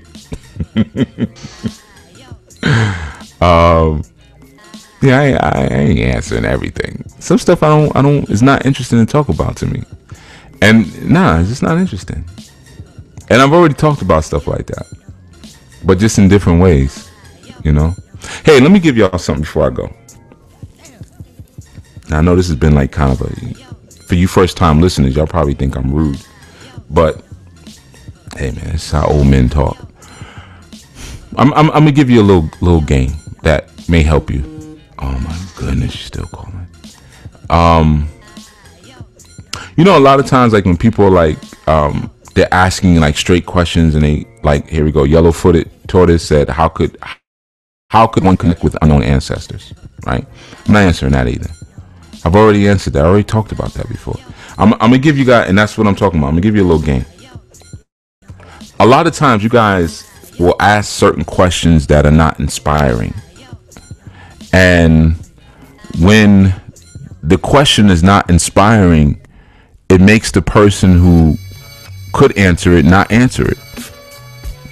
When you really are studying this and you're trying to really soak up this game, what you have to learn is how to extrapolate your answer out of the information that's being given to you. You know, so sometimes somebody will ask something and it's a whack question. I'll be honest with you, it's a whack question. Like, how could one connect with unknown? I don't answer that a bunch of times already. Right? So I'm not answering that. Now, you got to understand that there's different kind of teachers. Like, there's some people who will answer every question you ask them directly. And I'm going to give you some game. That's because they're trying to impress you with what they know, and then usually 9 times out of 10 they're trying to sell you something. So they have to create that dependency on their answers. They have to hook. That's how they put hooks inside of you. So anytime so that's the ones who will be in my Instagram. What about this? What about that? After a while, you guys know, if I'm feeling good, and some of you are witnesses to this, if I'm feeling good that day, I'll answer one question. You Instagram me, ask me, I'll answer it. But there's like I've told some of you before, no, you've reached your quota. Join a class or get a reading. I'm not going to keep giving you answers to you. Get the hell out of here with that. Especially when you hear me, you see the posting in every show. Want a reading, consultation, go to Ask Osiris. But you probably went to Ask Osiris and said, I ain't paying no money for that. Let me just see if I can get in the Instagram. Like someone said to me, someone asked for a consultation, was in New Orleans, and she said, how much is that? I gave a price. She said, that's high. I said, yeah, all right, well, go to a $5 tarot reader. You know, like, you know, I'm not begging you to come get a consultation. I know it's not high. In fact, I know what I charge is 1/10 of what I do charge at other times, and could still keep charging to the general audience. Y'all get the hookup prices. But once I hear something like that, I don't want to do a reading for you because you don't even understand what you're getting. Now go to $5 tarot because you're going to treat us both the same anyway. So you might as well go over there, save money. So the thing is, what I'm saying is, when you ask certain kind of questions, man, I may say, hey, I did a show on that. Now, the reason I'm saying that is because I'm trying to urge you to go back and study. Like, there's more gems that you're supposed to get. And the one question that you're asking is a small question. And you can make your experience and your awareness much larger. So I don't want to keep you kind of small. I want you to widen up, you know, get flexible, stretch out a little bit. But real teachers are always going to answer stuff like that. And you're going to be like, man, he don't never answer nothing directly. Yeah, we do that on purpose. Like if you notice, Sequoia gave you an answer, yellow-footed tortoise. She said, what was shared with me? Because she asked the same question. But she asked it, I think, did you ask it at the workshop? I don't remember. But she said, what was shared with me is that you can sit down and have dinner with them, ask them to come forth. Right? Now I shared that with her. But what Sequoia is not telling you is that I shared that within a much larger context. Right? So there was a lot more to it than the part that she's giving you. And she can't give you the full context of it because she'd be sitting there talking to you for 40 minutes for you to really get everything of what I was saying. You see, I think it was Sequoia, you can correct. I think it was New Orleans. It was just strong because she came, my family in New Orleans, where I shared with y'all how to do that. Or with someone, I don't know. But I remember y'all sitting in a group with me talking about it. But what I'm saying is that, so when people ask small questions like that and I don't answer it directly and I send you elsewhere, it's because, okay, it was you. Yeah, okay. Yeah, I thought so. You know, sometimes they blend in. Everything gets blurry. But it's because there's a larger context that you're missing that I want you to have. So you may say, well, how do I connect with my unknown ancestors? And I may say something like, well, you'll never know all your ancestors. Your brain isn't big enough. No, that's not what I'm asking. I'm saying, like, I only know. You ain't listening. You just hearing. We go back billions of years. So you gonna put all them pictures? You gonna put 1 billion pictures on your shrine? I don't think you're gonna do that, are you? You got that much space? So then I might say that, and then I might say something like, yeah, Crystal. Oh yeah, I thought it was when y'all was there. You remember Crystal? Yeah, it was definitely more. Right? We thought we were talking for hours. Then I might say something like, your ancestors are in your blood. Have you ever studied what blood is? What plasma is? Oh, cheap. I mean, but that's not what I'm asking. I'm asking about. I already gave you the answer 3 times over. But I'm trying to give you the larger context, so I'm trying to give you the living truth, not just the dead truth. The dead truth is, and I'm not saying you did that, Sequoia, so I don't want you to think I'm getting on you. But the dead truth would just be like, do this, do that, do that, do that. But you don't know why you're doing it. So now it becomes dogmatic, which I'm trying to get y'all out of the dogma. So I'll take you to the well, but I'm not gonna pull up the water and bring your mouth to the ladle. But I will take you to, here, go to this well and just wait, and you're gonna see what's gonna happen. Oh my God! But see, y'all don't like process. Now, yellow-footed tortoise didn't complain about none of that, so I don't think I'm getting on you. I'm not talking about you. That person asked the question, and that was it. And then thank Sequoia, didn't thank me, even though I gave you more game. But that's all right, sucker. No, I'm joking. But what I'm saying is that, so the thing is, the larger context is what you want, because that's what brings it alive. You see, if you ask me a question, I might tell you a story, but the story will let you understand how I came to that answer. And then by understanding how I came to the answer, it will help you to answer your next question. You see, because now you have that large context now. And it's like, oh, okay, if I just go to the well myself, I'm going to learn about this, like this, that. So like when you hear me say things like Oshun is the energy of congregation, I have had people tell me, like when I've said that in workshops, I have had people turn around and say, Chief, can you define congregative? When you say congregative force, what do you mean? And I have said in workshops, look it up. Anyway, and then I keep talking. Because you mean to tell me you've been doing all this study and all it, and you don't own a dictionary? Or you don't think to look words up that you don't understand? You're gonna slow up the flow of the presentation to ask me something stupid like that? Especially whenever I use a word like that, I always explain it anyway, but that means you wasn't listening. And you guys can go back to any show I've done. You've always heard me say something like, Oshun is a congregative force of nature. She's what pulls things together. I do that on purpose, not because I like talking, because I understand that some people don't understand what the word congregative means. I always double up anytime I say something. And I learned that just from years of working in education. That's how I would teach new words to children. Say the word and then you say, the definition, but you're doing it in such a loose way that it doesn't seem like it's a vocabulary lesson. But if you ask me a question like that, I know you ain't listening. So I'm just hitting you with like just a little bit of game. When you're talking to a person who knows what they're doing, they're not going to answer your stuff directly like that, because it's also a little offensive. Especially if it's something that they taught you already, they already taught on, or it's like easy information. You kill the sport of the whole thing. There's a sport in teaching that I enjoy, or what other people may also enjoy. There's a sport of it. So we want you to play with us, basically. Pause. But we want you to play this game and kind of get into the sport with us. So you may ask a question and we'll give you something larger, or we might even throw a riddle at you. And the riddle will let us know if you even had the intellect to handle the answer. You see, now that's a very African thing. You'll ask somebody for directions and they'll say something slick to you. And or like the old famous one, how do I get to radio, was it radio or was it Times Square? I don't know, but I think it was, how do I get to Broadway? Practice. Right, that's the old little joke they used to say in New York. How do I get to Broadway? Or Radio City Music Hall. How do I get there? Lots of practice. Now, if you ain't smart enough to understand a joke, you probably need to just jump in a cab, because you ain't smart enough to figure out how to walk there. That's the same thing with this ism, or with this information that you're getting from a spiritual level. If you can't understand the nuances of who's speaking to you and why you're being answered a certain way, it's not because we're dumb and we don't understand your question. I'm sitting here teaching all of you who are online because I know more than you do. I'm just saying that in a nice way. So if there's somebody who's going to be dumb in this scenario, it's not going to be me.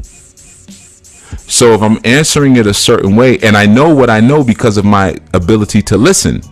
So it's not that I didn't hear you. It's not that I didn't listen to you. Not that I didn't understand you. If I'm answering it that way, I'm giving you a better gift than the one that you asked for. You see, I'm giving you a better gift. You wanted the chaps shirt, and I'm gonna give you a Ralph Lauren shirt. I'm gonna give you a polo shirt, but you came for a chap shirt. You know, so I'm gonna give you a better gift, but we gotta go around the corner, come around the back with me, because I'm gonna steal it off the rack. But you gotta come into the alley, and I'm gonna give you a polo shirt. So I'm gonna give you something better than you even came for. You see. But you got to trust that I have the ability to give you something better than what you came for. That's the hard part. So that's just a little game. And it's not just for me. It's for anybody that you would ask who's at a certain level. We don't really tend to answer questions like you might think, because a lot of times your question is the wrong question, or it's a real small question, and you're missing the larger thing that you're supposed to get. Like I've had people say, Chief, can you give me some information on the Odus?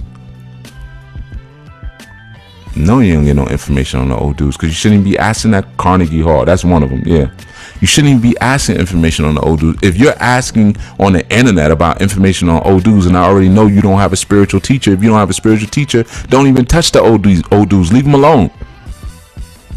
You're gonna hurt yourself. So somebody may ask a question like that, Chief, can you give me information on Odus? And I'll say, well, what makes you want? Why do you want information on Odus? You know, say, I'm just trying to learn more about the tradition. Then I'll say something like this. Have you ever been to Nigeria? No, not yet. Well, tell you what, this is what you need to be asking. How can I put together some money to take this Nigeria trip? That's really where you should be. Yeah, exactly, Lo. You don't try to get the BB gun and shoot your eye out. Where you should be, there's a place that you should start that you're not starting. And you can get a book on the Odus. They got them on Amazon. They're all over the place. There's all kind of information. There's a lot of books out now, Ifa and Arisha, and 90% of them are wrong. Go on the internet. You could go on the internet and look up Odus. They're all on the internet now. Wrong information. That's not how you learn the Odus. It doesn't work that way. You know, it's like as a man, and you guys understand this. You go to a woman's house. She says she's gonna make you some food. You go into the kitchen, and she's looking on her phone, reading a recipe while she's making it. You know it ain't gonna taste good. You already know it. You know it. Come on, fellas. You know the first thing you start doing is looking at her body, because you're like, well, the food ain't gonna be hitting for nothing. Let's see what this. Maybe the sex would be good, because I know this food ain't gonna taste like nothing. This is the first time she making it, and she reading a recipe. She ain't even on the phone with her mother or something. Like, Mom, how do I? She's on the internet. Oh God, it's gonna be nasty. You know, like I always tell women, don't let me be the first time tasting something you made. Experiment for a little while. You know, take it to your friends and family, see how they like. Tweak it before you give it to me. You see? So, yeah. So, Infame and Malika asks, question, if it doesn't work that way, then how does it work? I don't understand the question. You got to give me the it. I'm thinking you're talking about asking questions directly, but I explained that. So I'm not sure if that's the it. I think we talking about two different its. Help me out. You guys know I don't like to give you answers that are not well thought out. So if I'm not clear on the question, then I'm not going to be able to give you a good answer. And then I'm going to not feel good about the answer I gave. I'm going to get off the segment and be like, man, I should have said it like this. All right. So give me a little help on if you say, when you said, if it, what's the it? If it doesn't work that way, then how does it work? Okay. All right. I'm going to wait for your question. But yeah. So, and we're going to close down soon anyway, because I have to do some stuff in about another 20 minutes. So, Let me read some of these things. So Haru says, yes, as you say, go for the ride. Exactly. It even allows a teacher to teach themselves as they teach others. Right. Exactly. Because the question is more inspired. But also, it's like you get tired of repeating yourself. You know, that's the other part. You know, one of the things that you always hear me say is to students is you guys help each other, ask each other questions, and you don't. Now, like, you see how Sequoia jumped up and said, here, boom, boom, boom, boom. She's doing what students are supposed to do. Here, I got you. Right? But on the average, that doesn't really happen. You know, y'all don't really help each other, and y'all don't ask each other questions because of the arrogance, you know, and because you also, part of it, or a lot, I'm going to say all of it is also my fault in the sense that I give too much. So when you give, people start to see you as a servant. Like, I'm just like Google or an encyclopedia. I ain't gonna look up no dictionary. Hey, Chief, what does such and such mean? You know, technically, what's the definition of technically? Because Chief just seems to always spit out answers all the time. Spit out answers. So you start to see the person only in that light. You see what I'm saying? So from an indigenous perspective, we learn in groups, man. So you really have to start to lean on one another for that type of stuff. That's the way it works. And then as you go through an experience, then the teacher observes and watches and then shares information based on your experience that you're already living. They come and tweak because they've already given you the framework and the template for how to do what it is that you want to do. So like somebody says, how do I connect the answers? I wrote a book on it. We've done shows on it. We've done classes on it. I'm not answering that anymore. Now, if you said I did those things, and I don't know if you did it by the nature of your question. Some of you lie and say that I already did that. You lying. But if you did those things and you say I did this, that, and this happened, you know, do you have any insight on what happened? Now that's different, you know. But I did a whole show on how to ask questions, by the way. So when you hear me say I talked about a lot of stuff already. I did a whole show just on how to ask questions. So now, Mfame and Malika say, when you were speaking about not learning Odus from books that were 90% wrong, what's the alternative? Okay, good. What's the alternative if financially Nigeria is not an option? You find a priest to work with. That's it. You find a priest to work with. But here, let me give it to you like this. Here's the bigger one. Let's say if there's no priest in America to work with to learn the Odus, right? And you only can go to Nigeria to learn the Odus, and you don't have the money to go to Nigeria, then you don't learn the Odus. Period. Go do something else. That's the alternative. See, we have to like get out of this zone of, and it's really a Western thing. I'm gonna do it the way I feel like doing it. Forget what tradition says or this, that. I'm gonna do it the way I want to do it. Either you do it the right way or you don't do it at all. Certain things, there is no alternative. So like we say, well, I don't have any priests in my area, but I can go on Amazon and buy this book. That's not how you're supposed to get it. And I'm not just trying to be old school and like, well, that ain't how I got it. You know, y'all ain't getting it the right way. You know, because I read books too. So, and I still do read books. And I own like all the books on Odus. Same books y'all looking at and got in your shopping cart. So I own all of those too. So I don't want you to think like, you know, I'm a purist and I'm like, you know, if you don't get it orally by a Baba, you know, no, I'm not saying that. But certain things you have to do them a certain way, or you know, it's like saying, how do I have sex if another individual of the complementary sex is nowhere around? You're not gonna have sex. Then someone say, well, you can masturbate. Yeah, but that ain't sex. You're doing something different. So you won't have sex. You know, that's it. You see, do something else. Learn how to draw, collect coins, you know, bird watch, but you ain't gonna have sex.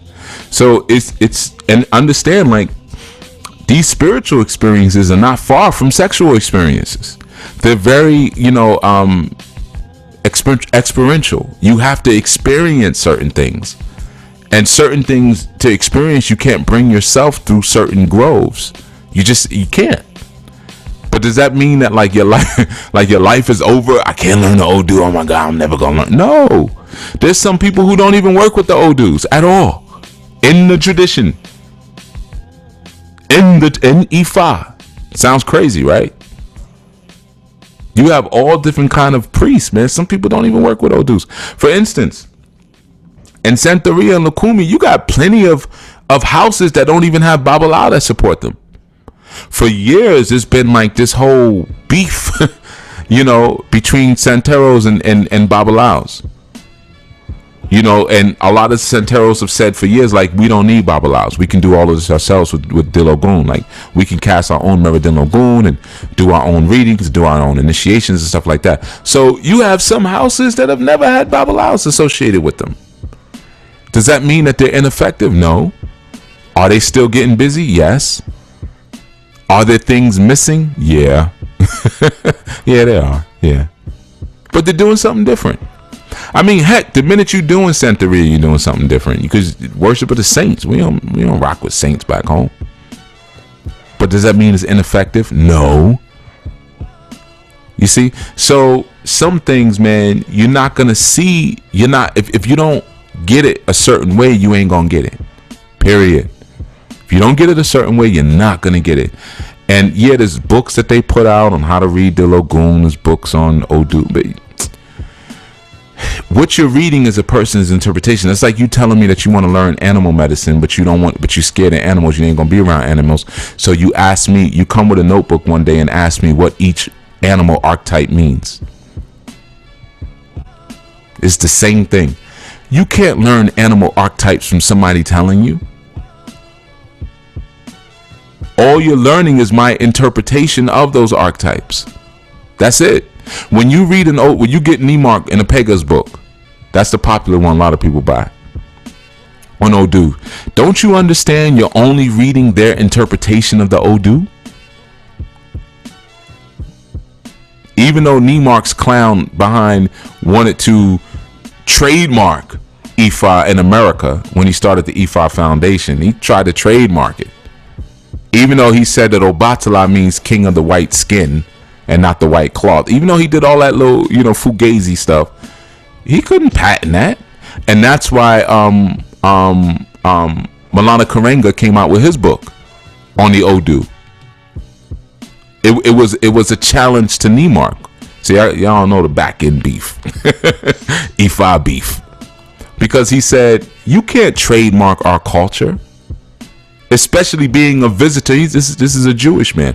You're a visitor to our culture, and now you coming in talking about he was trying to set it up so that the only way a person in North America could get initiated into Ifa was through him. He was trying to patent the process of initiation.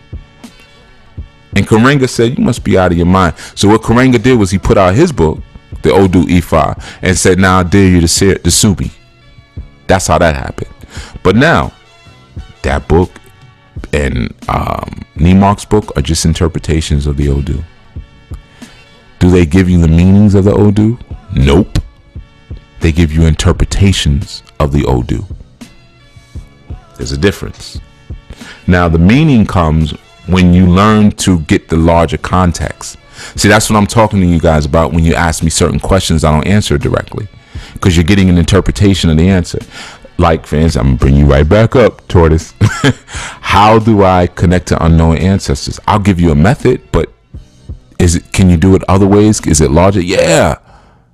So I'm going to show you how to figure that out for yourself. Because you come up with a method and a technique that'll work better for you than maybe what I gave somebody else in a certain moment. When you cast and you read an Odu, you're reading what something is saying to a certain person in a certain season, time, and moment. It could mean something completely different at another time. So when you're getting those books, all you're getting is a starting point for just a moment. You're getting someone's interpretation. That's like me telling you what you are. I can't do that. Because I can tell you how you acting. I can tell you how you act today. But tomorrow and the day, I don't know. You're evolving, you're transforming. So what I can do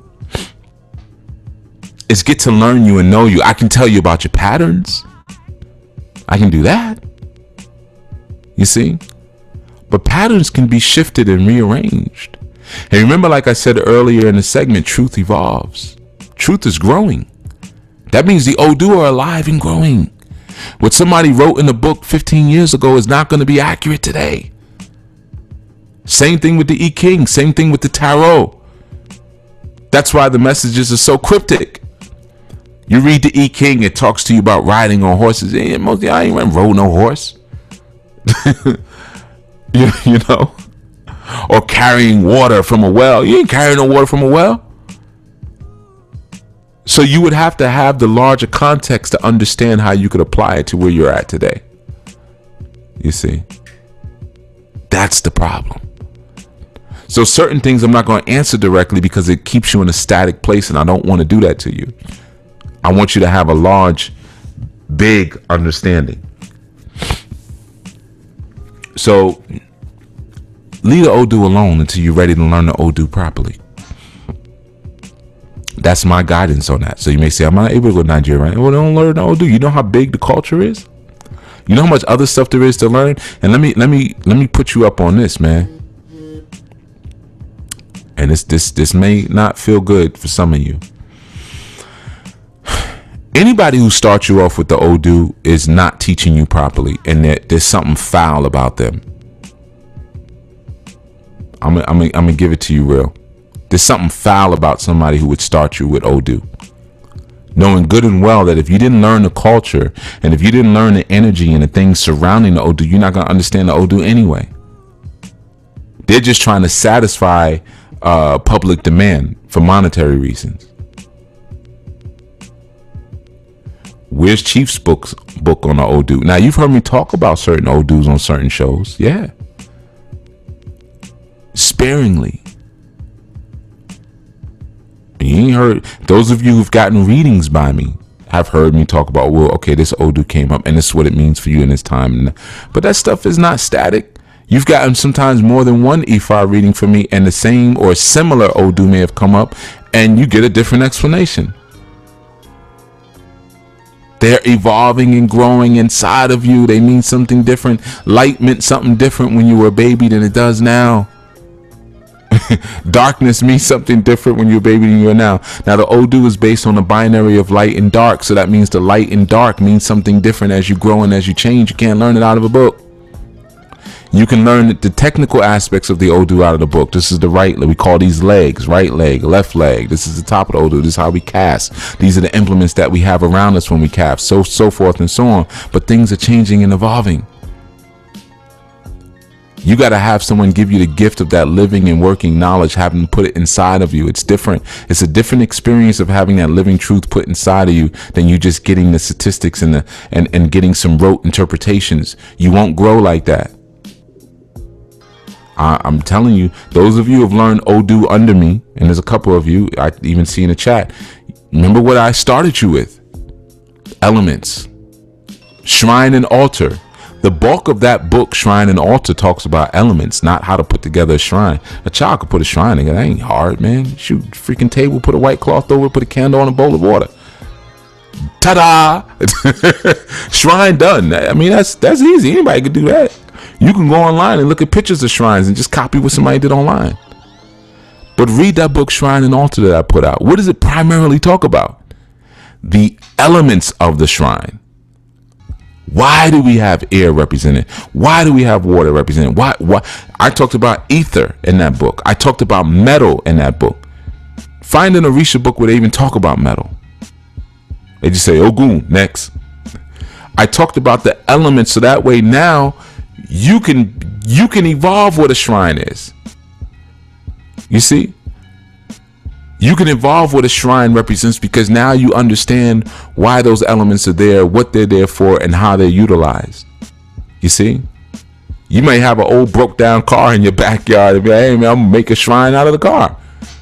You might get kind of creative and funky with it now because you understand it from its root, inside out. Not just a topical understanding where it's like, well, put your candle here and your pictures go here. Don't put this Orisha on with that Orisha. Don't do that. Put this there. I got learn it from inside out, man, and get funky and fly with it, because the spiritual world is funky and fly. It's not boring.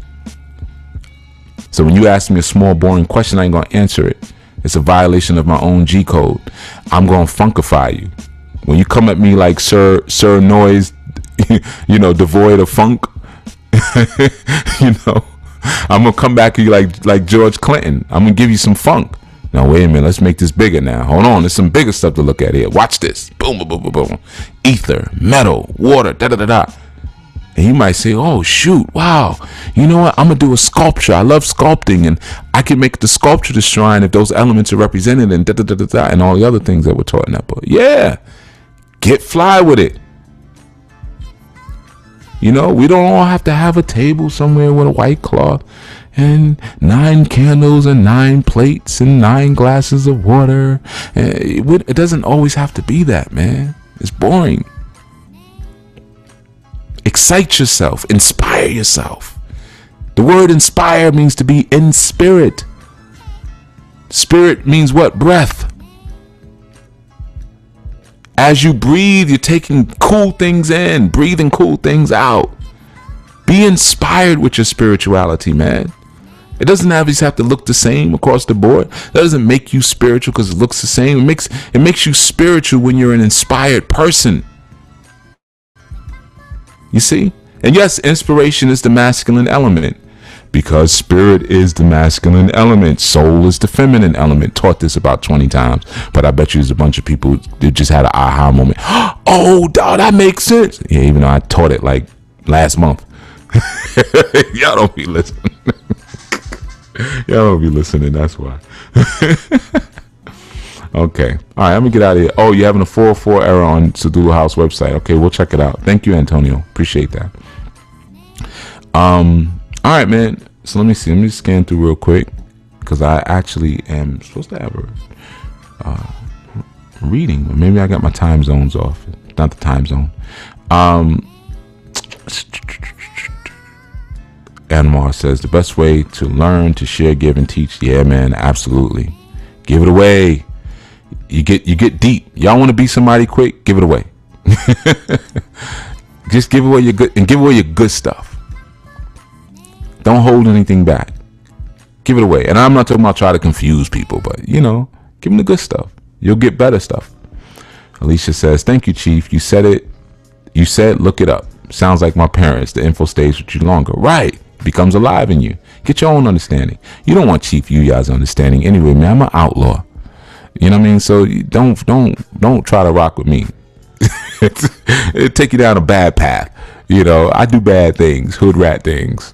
You know, like Brother Zach said when we were in New Orleans, man, because I don't sleep. People around me, if you've ever been with me around a retreat and stuff, you know that I don't really eat much and I don't sleep. So he was like, yeah, he was telling the people, he was like, yeah, man, I tried to hang with him one time, man. And, you know, I learned my lesson quick. He was like, Chief stays up all night. If everybody's asleep, he's wide awake. And, you know, yeah, I usually do like 48 hours at a clip, 36 hours, whatever. You know, I ain't into sleeping too much, you know, but, so you don't want to try to roll with me. You can get sick like that, not resting, you know, or not eating and stuff. Or you might get sick from my interpretation, you know. I know it sounds drastic, but you are dealing with spirits now. Don't forget that important fact. You know, you're dealing with spirits. Let's see. Chief, this reminds me of when I asked you about Olofin. I remember when you asked me. And I said to myself, why did he ask me about Olofin? When you asked me. I remember that question. And I gave you a big roundabout answer. Then I did a show on Olofin. I wasn't accidental. And I explained how Olofin is the resurrection of law. Uh-oh. Oh, there's my thing. I gotta go. There's my reading. All right. So one more thing. Fami says, so I so agree with you. I have a medium who's wonderful, but she can only teach me tarot. Is there? She's still on. She's like, hey, you gonna send me somewhere? I'm gonna get this answer. She said, is there a way to find a priest nearby and avoid getting swindled? Well, in Fami, I know you're in Canada. All right, so I don't know. I'm gonna be straight up and honest with you. I don't know. I don't know anybody in Canada that I trust. I do know some priests in Canada. I don't trust none of them. And if you notice, I don't usually send people to people because I don't trust too many people. I can count them on one hand and still have fingers left over. I'm gonna be straight up with you. There's a lot of foul people in this art. You know, if you have a medium and she's wonderful and you trust her, learn tarot. It's African. You know, your ancestors, I'm gonna keep it real with you. Your ancestors will lead you to good people. You know, I would prefer that. And they may not look. Hey, let me say what it is, man. You might be black and your ancestors may lead you to a white person. Yeah, learn from the person. It doesn't matter, irrespective of age, race, sexuality, whatever, man. If you're getting some gems, you better take them gems. You better pick them gems up. Don't leave them gems on the floor. You know, shoot. You go into a bathroom and you see $100 bill next to the urinal covered in urine. What you gonna do? You gonna leave it?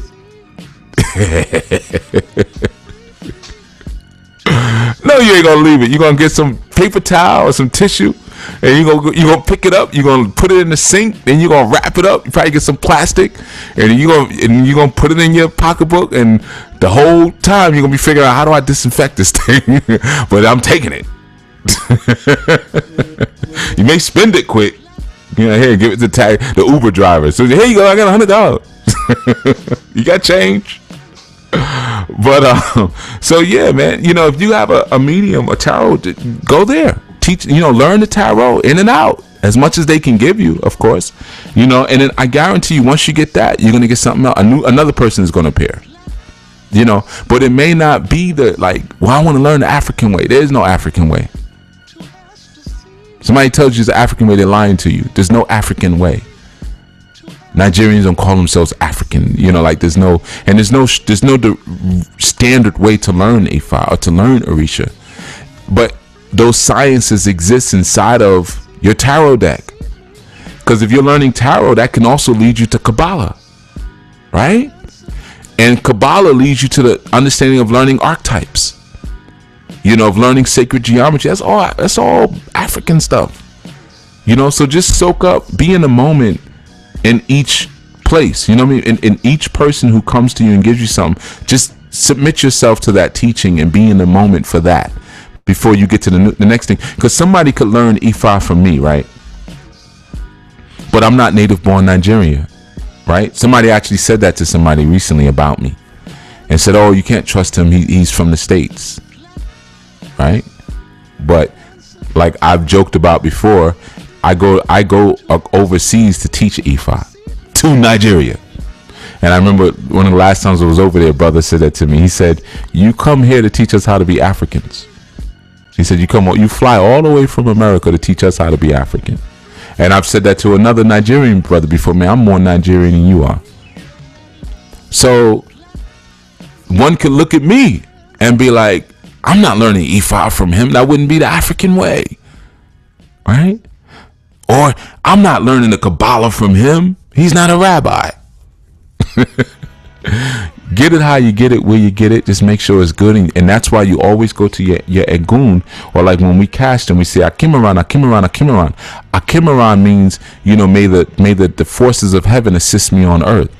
And that basically what that means before I divine is like, let me not lean to my own understanding.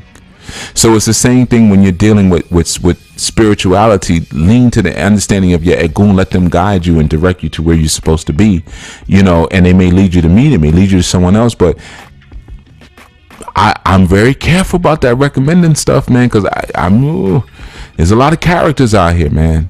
And then somebody may seem 100, and then I may send you there and then find out something bad. You may be the person that brings back the bad report. That has happened to me before. You know, so now I don't know. I'm not co-signing anyone unless they came out of my camp and I'm probably still working with them. I am not co-signing them. I'm sorry. I know I get that question a lot, but no. Go to your Egun, man. Your Egun will help you to find earthly counsel. When I do libations and rituals every day, one of the things that I always request is good counsel. And I've spoken about that before. Good counsel. Let me meet some good elders, some good people that can give me some good game. Because there's a lot of bad counsel out here. You see? So I'm not trying to, not support other priests or whatever, but I don't trust those suckers. I'll be honest with you. And I care about a lot of you guys, man. Especially you. You're a mother. You're a wife. Can't toy with that. Work with your medium. If you got a good medium who can teach you tarot, just work with that. And I've been building with your husband, and when I come back to Toronto, we already set up the time. I'm scheduling around us, being able to sit and really build. I'm gonna give him a lot of good stuff, man. He gonna give it to you. But yeah. All right, I gotta get out of here because this person is gonna think I blew him off, and that's not cool. And I'm moving around. I'm not stationary right now. Whew. All right. Yeah, I don't think there's any more questions. Even if I'm not answering them anyway. I gotta go. I'm 43 minutes over my time anyway. All right. So again, reminder, I'll be in Toronto in January. I'm gonna say it every show, so just get used to it. And watch what's gonna happen. Last day of me leaving. Hey, Chief, I'm trying to come up there and see you, blood. All right, but I'll be back again this Sunday, and thank you all. A lot of people in the chat room. And hey, let me say something to this too, man. I got 50. I think we capped out around maybe 70 live viewers. There should be 70 likes on this video, and at least half of y'all should have shared this video with somebody else. I'm about to get on some other stuff with that. If I see 50 people online and it's less than 50 likes, I'm killing the show. See that? See how many times that popped up? Like, share, comment, subscribe. Stop being so selfish all the time. You get the shows for free. I told you, when you like them, when you share them, when you comment, it boosts up in YouTube search rankings, so more people can see them. So I don't have to be sending out all this stuff, man. Like, nah, man, help out. It ain't nothing but hitting a freaking button. Boom, click, done. All right, bye, Chief. Beat it. Ain't that hard? It's not that hard. Share button, share, boom, Facebook, share, Twitter, boom, share. Come on, man. Well, I'm about to get on some other stuff. Watch what's getting ready to happen. Starting next show. When I get on next show, matter of fact, yeah, let me not threaten you. I'm gonna tell you what I'm gonna do.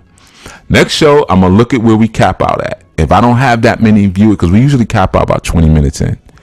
If I don't have that many likes on it, I'm gonna go back and check the video, because I never check it while I'm talking, but I'm gonna have that window up. If it doesn't have the same amount, I'm killing the show right there on the spot. All right, everyone, enjoy your Sunday. It's been beautiful talking to you all and building with you, and please travel safe and be safe and soak up all this good holiday music. And think about what we talk about. The solstice is coming, and it's time for you to be a baby again. That means listen and not talk so much. All right, until such time, be well, everyone.